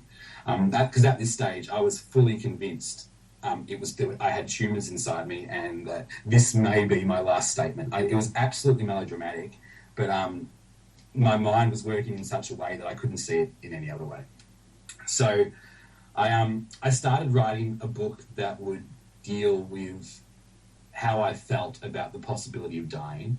And I mean, just as a quick aside, that doctor scene at the start of the book, which a lot of people have talked about, how sort of gross it is and just over the top and ridiculous. And that was a bit of a therapeutic thing for me, because this was before I started to get all of the invasive treatments.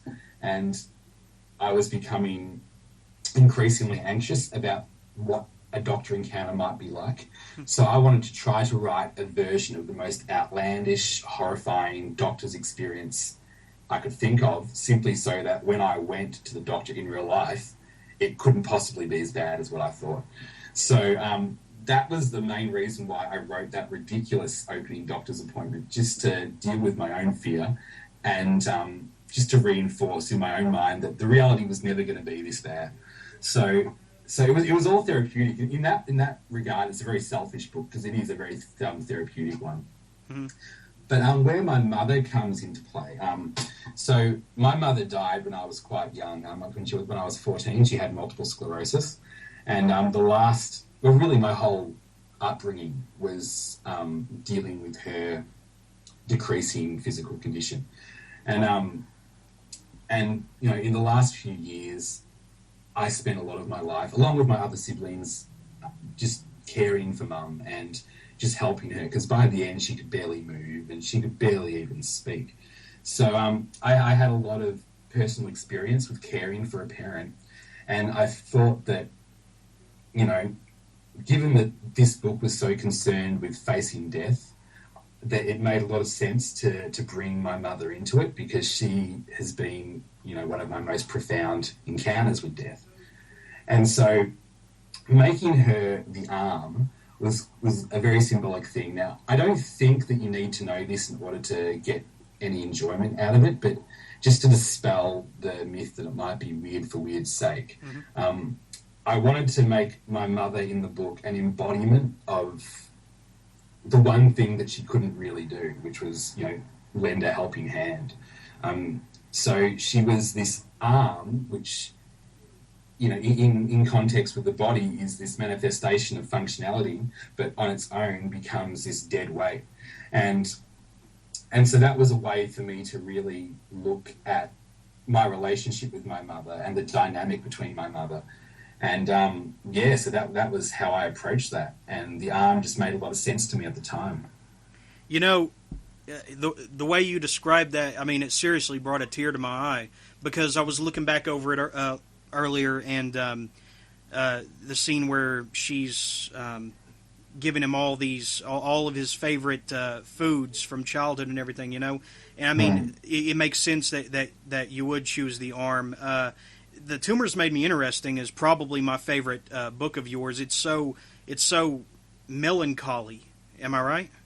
It is melancholy. I mean, there was a real danger of this becoming an utterly bleak book.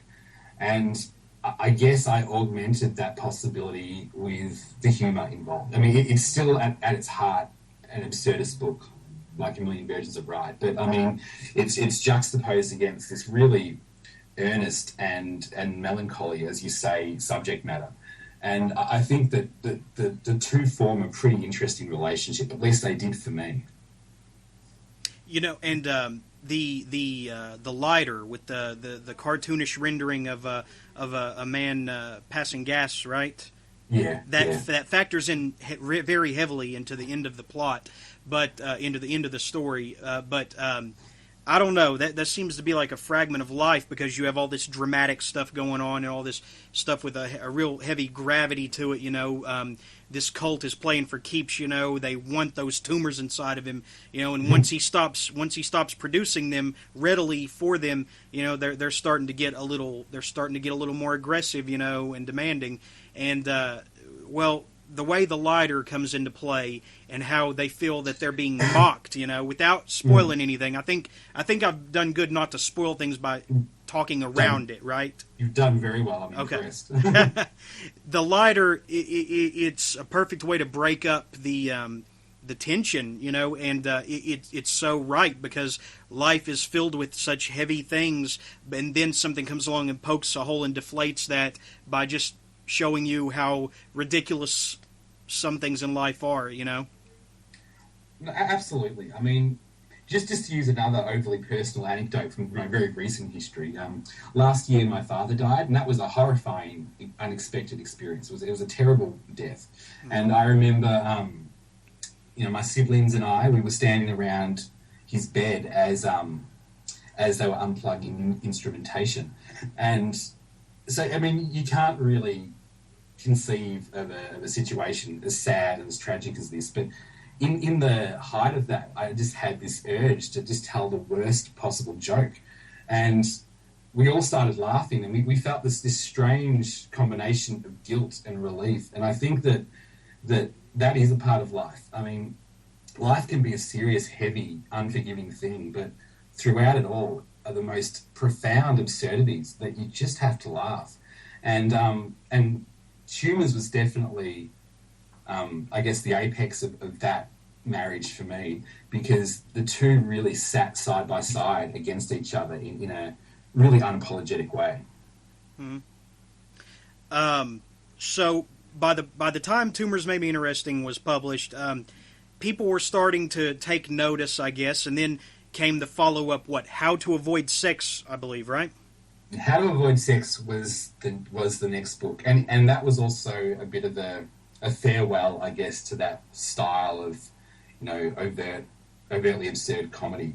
And in my mind, it was just going to be a short story collection of some odds and sods that I'd had published in various periodicals and websites. But the title came to me. As often happens with me, the title will arrive before the actual book does. And I just became fascinated with this title, and I had to find the story that matched it. And originally it was just going to be this little sort of 1,000-word throwaway piece to put at the end of this collection, simply so that the title of the book had a purpose for being there. But the more I thought about it, the more intrigued I got by it, and I had to explore this concept of this man who is almost has a pathological fear of sex, just the idea of it. Well, I mean, it can be tricky. I mean, am I wrong to admit that? Is that a secret among the other human beings that it can be tricky? I mean, no, I don't think if it's a secret, it's simply because people aren't admitting it. Exactly. You know, I mean, there are all these cues that you have to know, and you have to talk to people. It's hard. It's hard. It requires a lot, and I think that we all go through a lot of really embarrassing, demeaning experiences before we find anything approaching, you know, I guess an understanding of it. Mm-hmm. And I mean, with all of my books, really, I've been really interested in the exploring gender, and especially masculinity. And I wanted to explore it in a different way than it's normally explored, and in my mind, a really honest way. And that is just to highlight all of the fears, all of the anxieties that surround what it means to be male. And How to Avoid Sex for me was a direct study of that. about a man who doesn't follow any of the cues that his gender is expected to follow, and who just wants nothing to do with it. And it's also about that sort of latent sexuality that exists in people, whether they admit it or not, and how sometimes it comes to the surface. And in this book, it comes to the surface in a very, very unusual way. Yeah. Do you believe that? Do you subscribe to the Freudian school of thought that we're thinking about sex all the time in our unconscious mind, and hence Freudian slips arise, and there is no such thing as an accident? If we say or do something sexual, we meant to do it. Well, I'm sort of 50-50 on my feelings regarding Freud. I'm certainly more of a continental thinker when it comes to sort of philosophy and psychology, but I do think that in many of his studies on the subconscious, Freud had a lot of good things to say, and I think it would be foolish to disregard what he says about the way we view sex, and I think there's a lot of truth to it. Whether we desire it or not, I think that it is something which defines us and exists within us at all times. Even before we understand what sexuality is, I think that it's a part of who we are. Mm-hmm. It's not just sex, though. The protagonist also has a reticence to using bathrooms, or at least public bathrooms, and who can't identify with that, Yeah, well, I mean, I'm not going to pretend that doesn't play into my own my own anxieties, because public toilets are a horrifying thing. They really are. I mean, without going into too much disgusting detail, just the fact that it's this production line of people, delivering their waste. It's a strange thought to me. And I've always had this unusual relationship with the idea of public restrooms, and I assume a lot of people do. I know personally some people who've had, bona fide, phobias of public toilets. Mm-hmm. And for me, in this book, in How to Avoid Sex, a lot of it was just a man who has embraced his prudish side to such an extent that it's almost a religion. And that attitude toward public toilets, and just an attitude toward the ways other people conduct themselves. He doesn't believe that it's up to his standard. I mean, he'd use that very poorly. So this is just a depiction of somebody who is pathologically prudish, and what happens when the subconscious desires start to really come to the surface and take over him. Mm. Okay, so around this time that you were, I guess, basking in the success of How to Avoid Sex, or at least the mild success thereof. I don't know. How would you describe your ranking in the community by that point?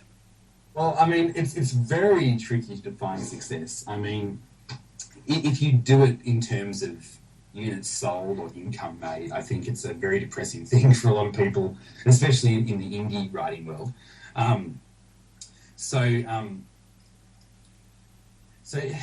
at this stage, I guess I was aware that I had a readership, and I had people who were definitely interested in what I was doing.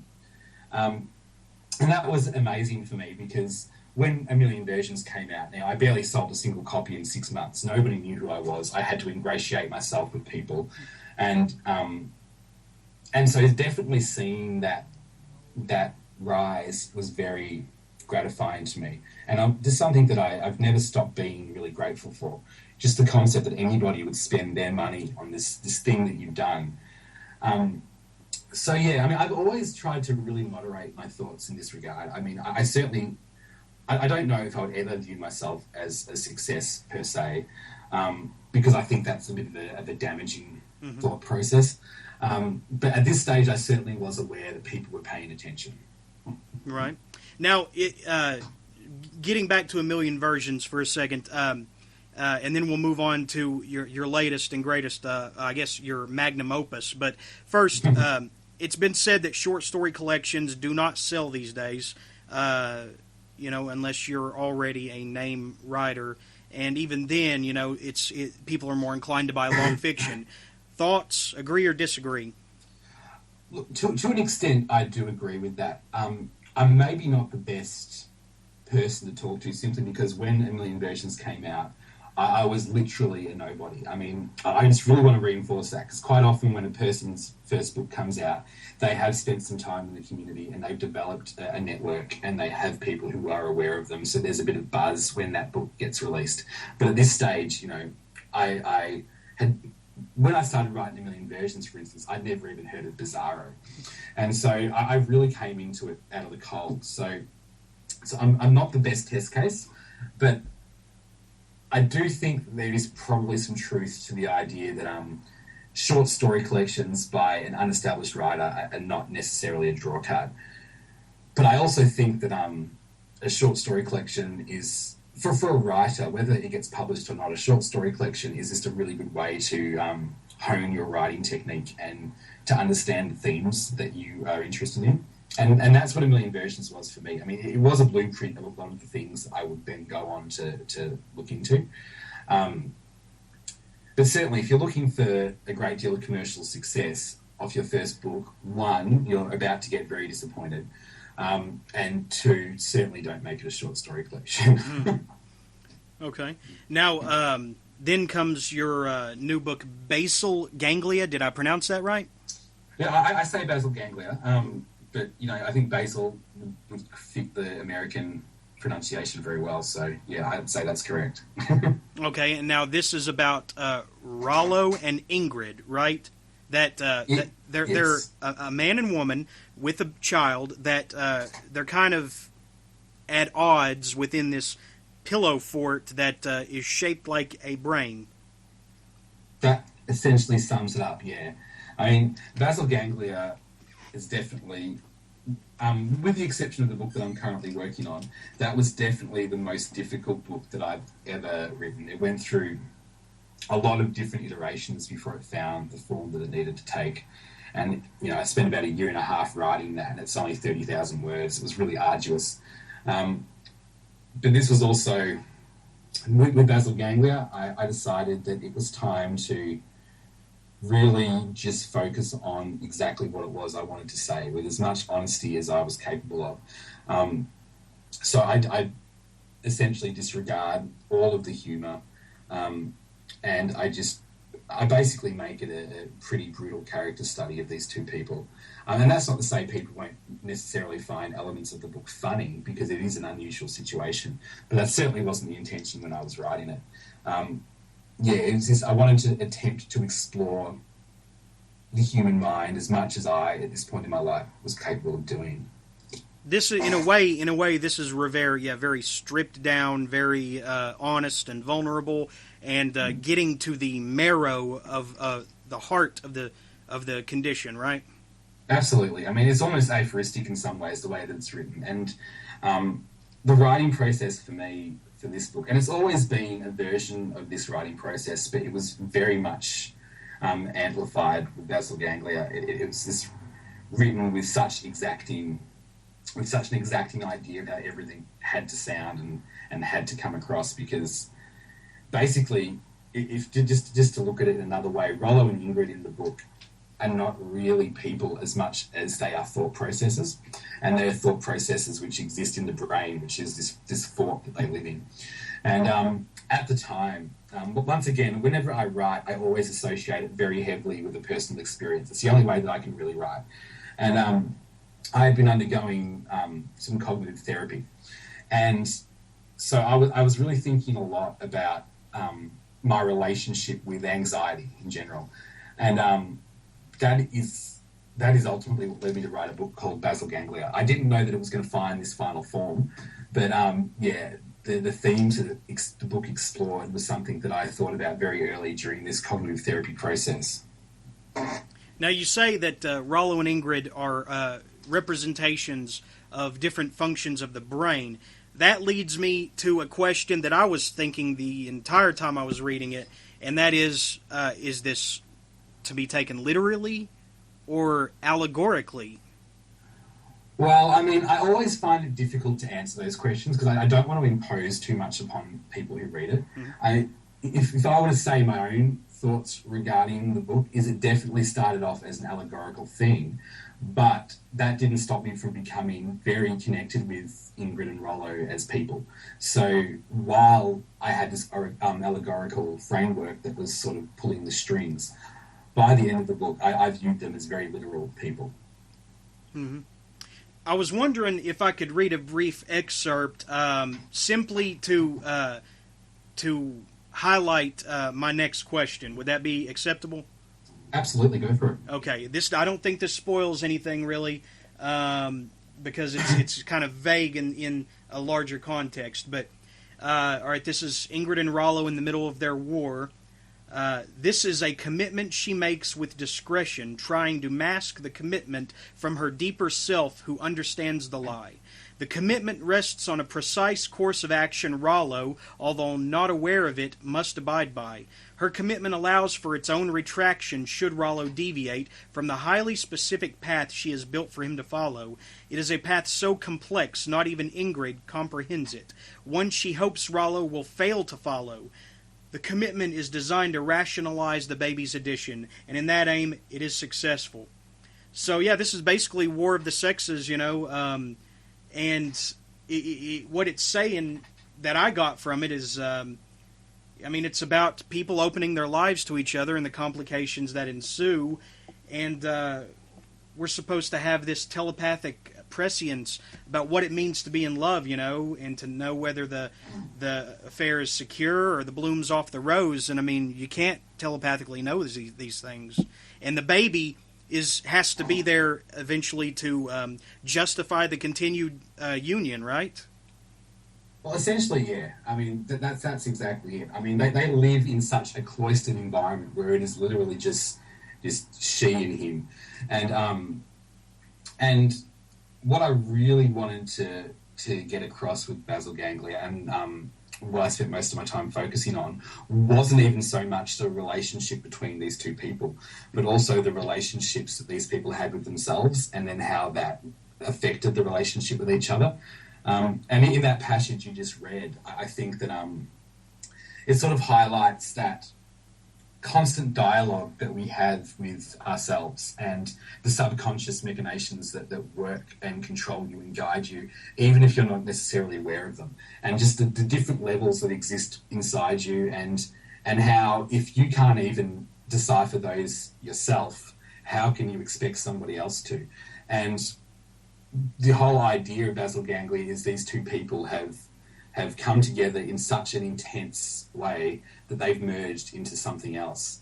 And then what happens when these two people, for whatever reason, begin to pull apart again? And all of their mixed being becomes upset, and so Rollo's taking away parts of Ingrid, and Ingrid's taking away parts of Rollo, and their identities become confused. And the resentment that can build when there's no communication, there's no dialogue, except for the dialogue that's already occurring in your own mind, which can be some of the most damaging dialogue we'll ever have. Okay, and by this point, you're on very good terms with Lazy Fascist, and I believe also Civil Coping Mechanisms for all the work you've done for them cover art wise.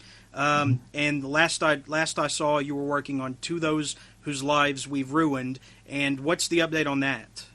Okay, so For Those Whose Lives We've Ruined is actually going to be coming out a little bit later than was initially intended. I'm working on another book at the moment called Before I Die, I Will Build a Windmill.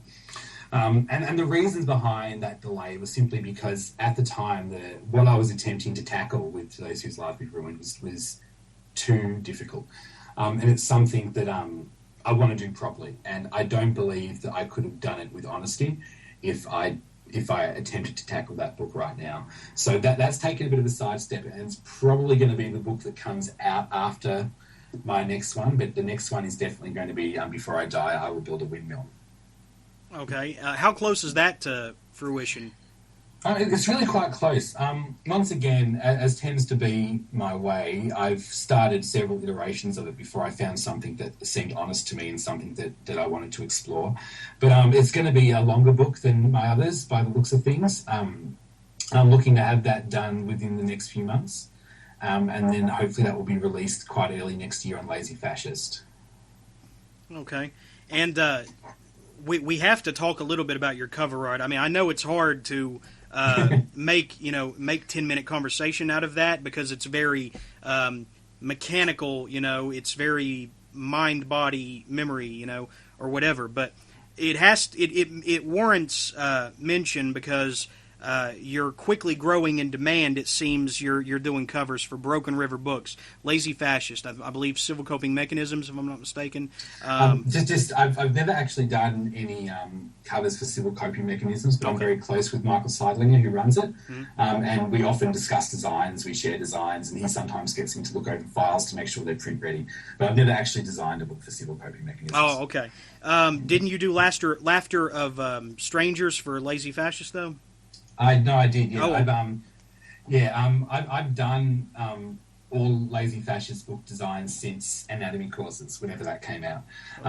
So yeah, I guess you could say I'm the in-house designer for Lazy Fascist now, and that was actually very interesting designing Laughter of Strangers for Michael because he had been so accustomed to designing his own books that it was a bit of a leap of faith for him to allow me to do it, and I felt a bit uncomfortable about doing that at first as well, just because I didn't want to interfere with another designer's idea. But he was really happy with Laughter of Strangers, and now he's really happy for me to do design work for him, and I feel really comfortable doing it. So that all worked out well in the end. And you're also fairly regular for Broken River Books, right?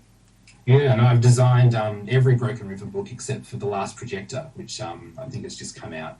The author had their own designer they wanted to use. But yeah, beyond that, I've been their in-house designer since the very start. There's something about your artwork on a matte finish book that the two just go together so well, so aesthetically pleasing on the eyes, Oh, thank you. And I have to say, I mean, I love that sort of finish, and when I started doing design work, there were only really glossy finishes available for most of the print-on-demand places, which the majority of small presses tend to use. And when I no longer had to use glossy finishes, that was actually a really exciting day in my design nerd life. So you seem to specialize visually with nostalgic touchstones, like, for instance, Feast of Oblivion. It mimics the appearance of a VHS tape, Yeah. Let's see, Mondo Vixen Massacre reminds me of a 70s movie poster. Let's see, what else? Anti-Paladin Blues, that it seems to echo a Final Fantasy, Dungeons of Dragons feel. So nostalgia is an important part of your work, right? Oh, it absolutely is. And I hate to sound like a broken record, but I mean, once again, this whole design thing and the whole aesthetic that I developed was an accident. I'll just take you just briefly back to the start of all of this, because when I first started working with Legume Man Books, we needed cover art, obviously, as most presses do, and I was the only one of all of us that knew how to open Photoshop. Okay, so I had no experience with cover design, and I didn't know what the hell I was doing, but I at least knew how to generate something that looked similar to a book cover. So that's how all of that started, and I guess that whole nostalgic aesthetic really came into its own with The Last Motel re-release, which we did Brett McBean's first book, and we had the idea of making that look like an old VHS tape that you'd find, just in an old video store somewhere in the horror section.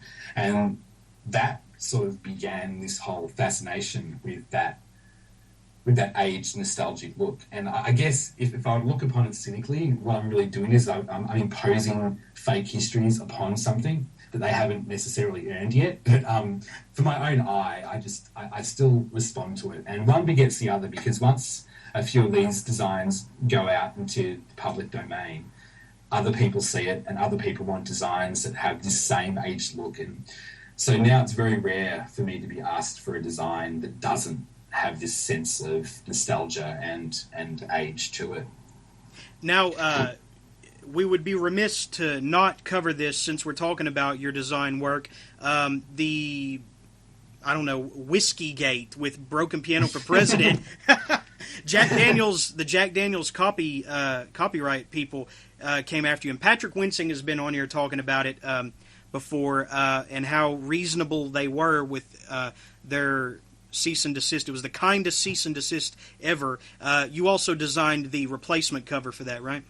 I did. That whole Whiskey Gate scandal. I mean, that was one of the most peculiar moments of my life. I always find it funny to reflect upon it, because that was one of the first ever lazy fascist designs that I did. It was one of my first ever paying designs, period.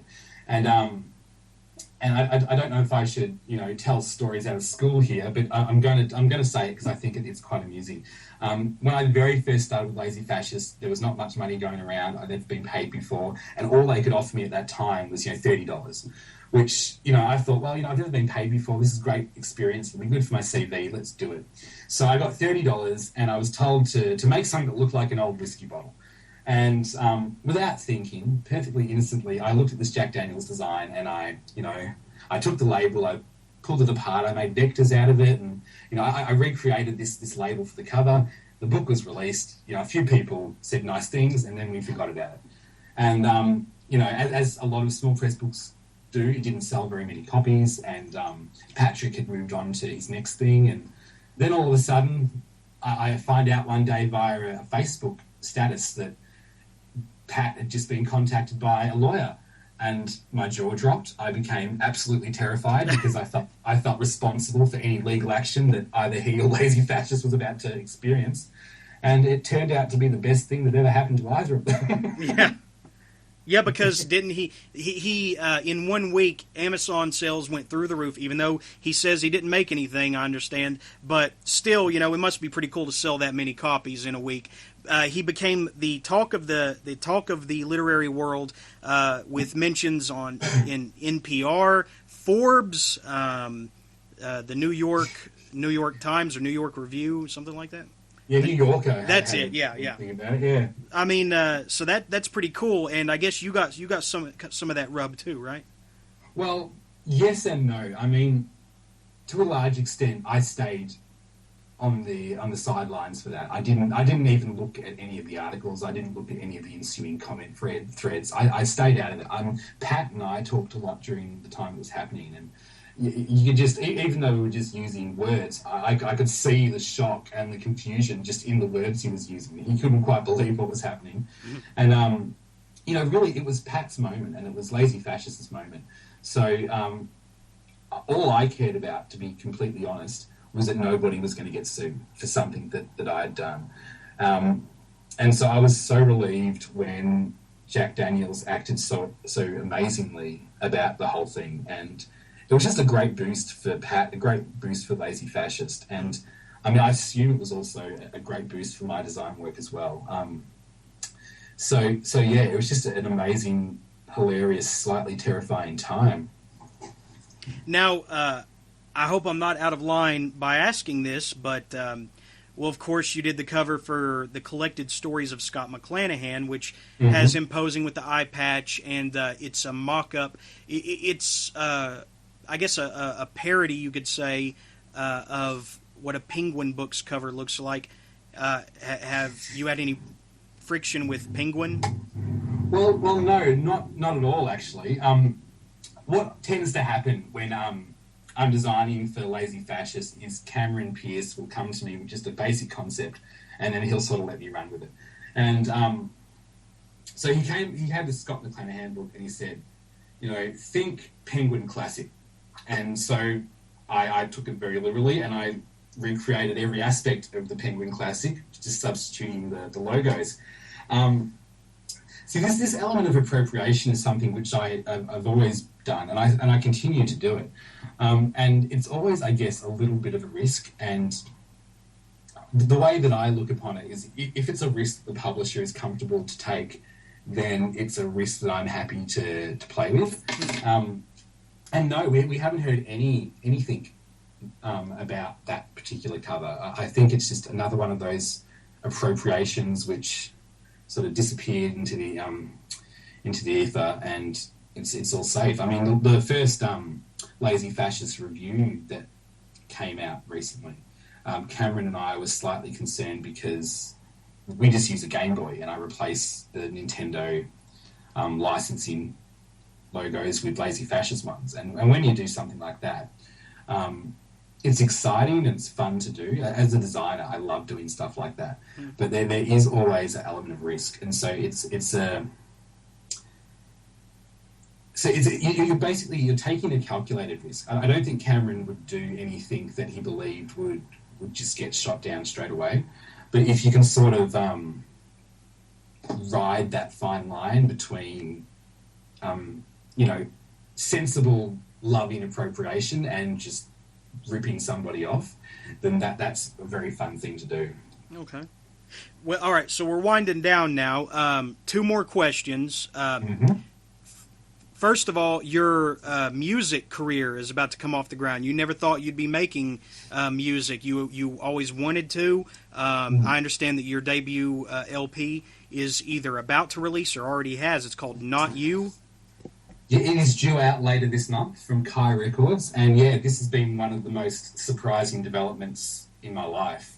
As I touched on earlier, I wanted to be a musician very early on before I considered writing, and I would play around with various things, and it was ultimately rubbish, and it didn't really catch on or proliferate anyway, and I forgot about it and I focused on writing. And then tables turned around and I was writing. I was becoming frustrated with that, so in my spare time I was just making these little tracks that were just really for myself, and just by virtue of the fact that through design, I know some wonderful artists that it got heard at all, and that then eventuated in this very peculiar situation. Do you see yourself touring at all? I understand you're signed to a label now.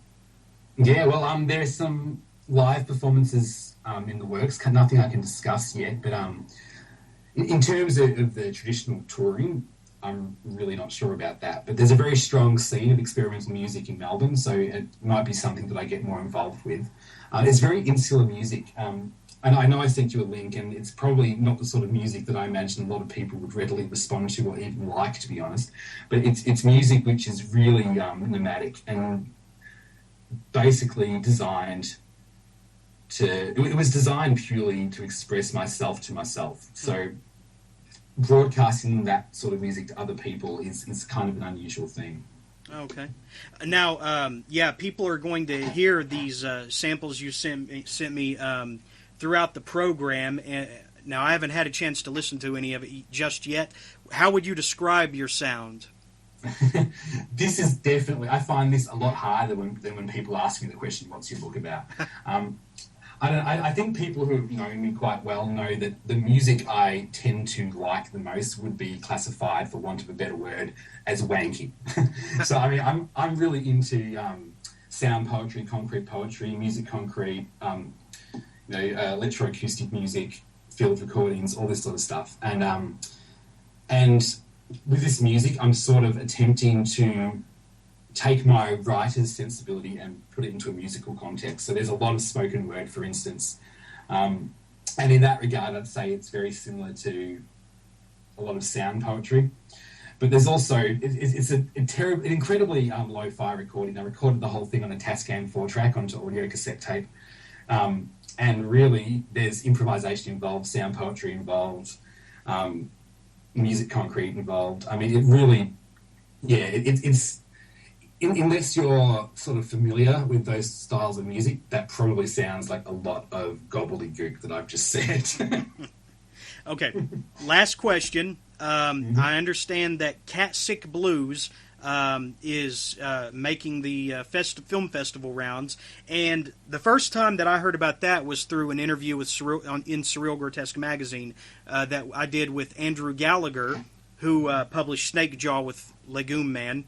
And he mentioned that he was working on a film called Cat Sick Blues. Now, what is he? He's a producer or a co-director? Or Now, at that stage, and I don't know if this is all he is, but he was the co-writer.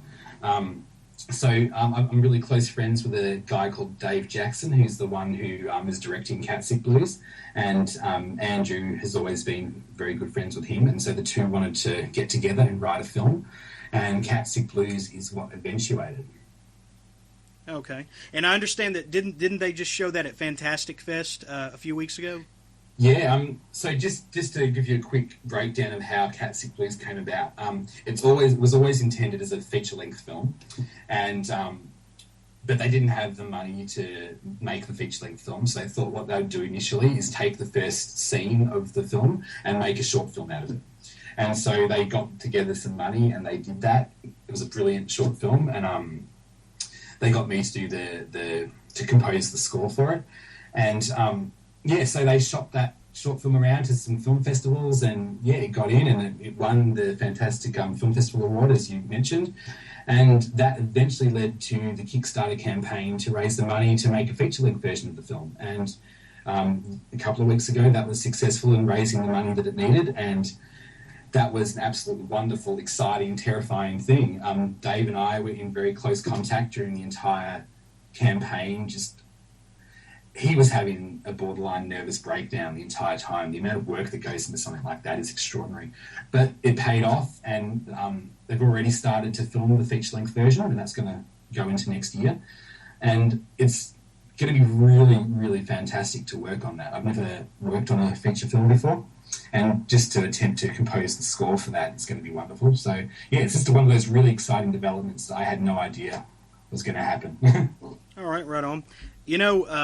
I forgot to tell you this earlier when we were talking about tumors, but something funny happened when I was reading the end of the penultimate chapter, where what happens with the lighter happens and everything.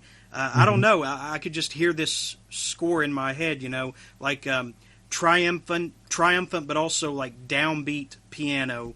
And I could just see the tumors made me interesting being a feature film. What do you think about that? I think it's your most filmable work. Realistically, I would have to say that it is the most filmable thing that I've written. And I'm not going to pretend that I wouldn't love to have a film made of one of my books. I'm an absolute film nerd, and I love film as an art form. And I kind of wish that I had it more within me to write a book that was more forgiving to the cinematic medium. But I when I do write and I sort of get immersed in the scenes, I do see them play out very cinematically.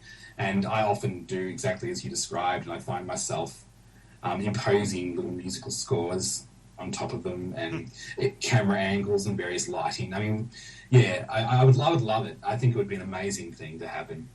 And I could see it would be a very, very warped film, but I could see tumors being a film. Who would you want to direct that? Just a pipe dream here. Well, I've actually had this conversation with people quite a bit, and given the physical, bodily nature of the book, it's really a body horror book. Mm-hmm. And there's no one better at body horror than somebody like David Cronenberg in his prime. I mean, if I could get David Cronenberg from 1975 to make this film, it would be an amazing thing. So I think he was somebody who could really do interesting things with it. I'd also love to see somebody like the Hungarian director Béla Tarr do something. He's one of my favourite directors, and he did an amazing film of Laszlo Krasner Hawkeye's Satin Tango, and he's just so uncompromising. And I'd love to see somebody approach one of my books in such an uncompromising way. I think that would be really interesting. Okay, Béla Tarr, did Béla Tarr do the one about the horse that Darwin cried and embraced before he went insane? Didn't he? Talking about the film The Turin Horse? Yes. Is that it? Yeah. That was Béla Tarr's most recent film, and if rumours are to be believed, that is going to be his last film, which is an absolute tragedy. But he did that film, very correct. And Satin Tango is maybe his most highly regarded work. It's a gargantuan 7-hour feast for the eyes and the ears, and it's something that I would recommend everybody dedicate time to watching. If you like cinema in any way, this just takes it to a whole new level, and he gets to Revert recommendation. One more thing. You mentioned Cronenberg as someone that you would like to see direct The Tumors Made Me Interesting, and I believe it is a filmable book, definitely. What about his younger, hipper son, who might get something of this flavor a little more easily? I'm just trying to make sure that I did he do that film Antiviral? Yes. Yeah. You know, I really like that film a lot. I've spoken to a lot of people who really disregarded it, but I thought it was a really strong film.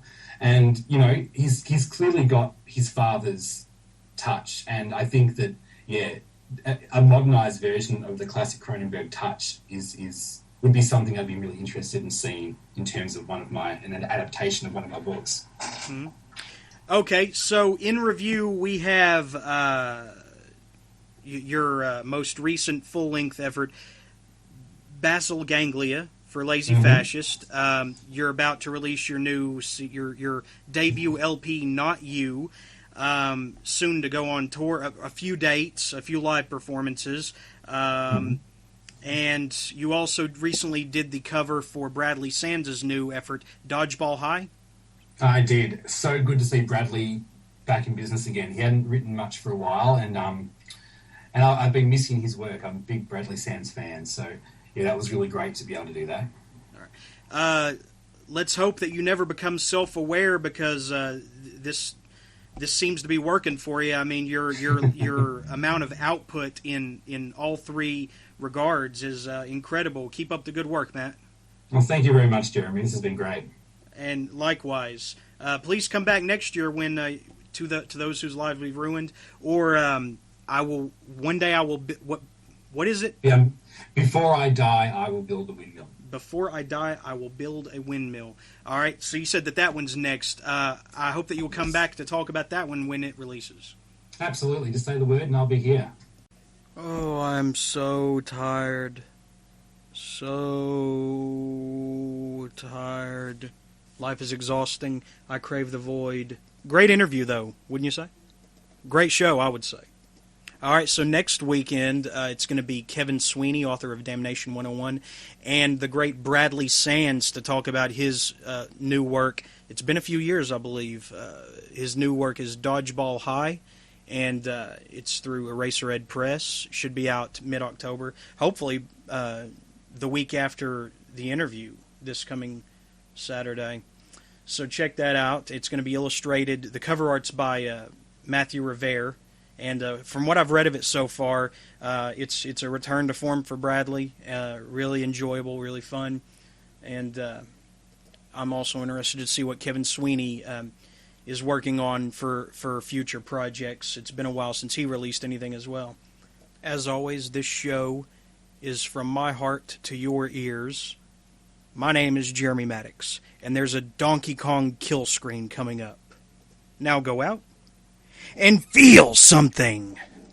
Surreal Sermons was taped for a live alternate universe.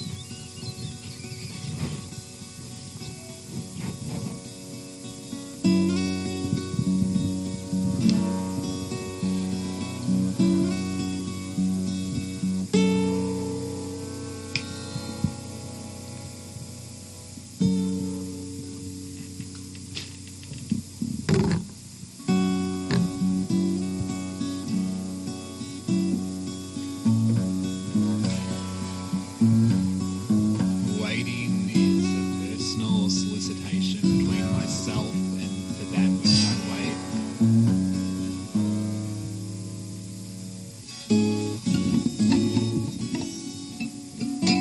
When waiting, we sense our own importance.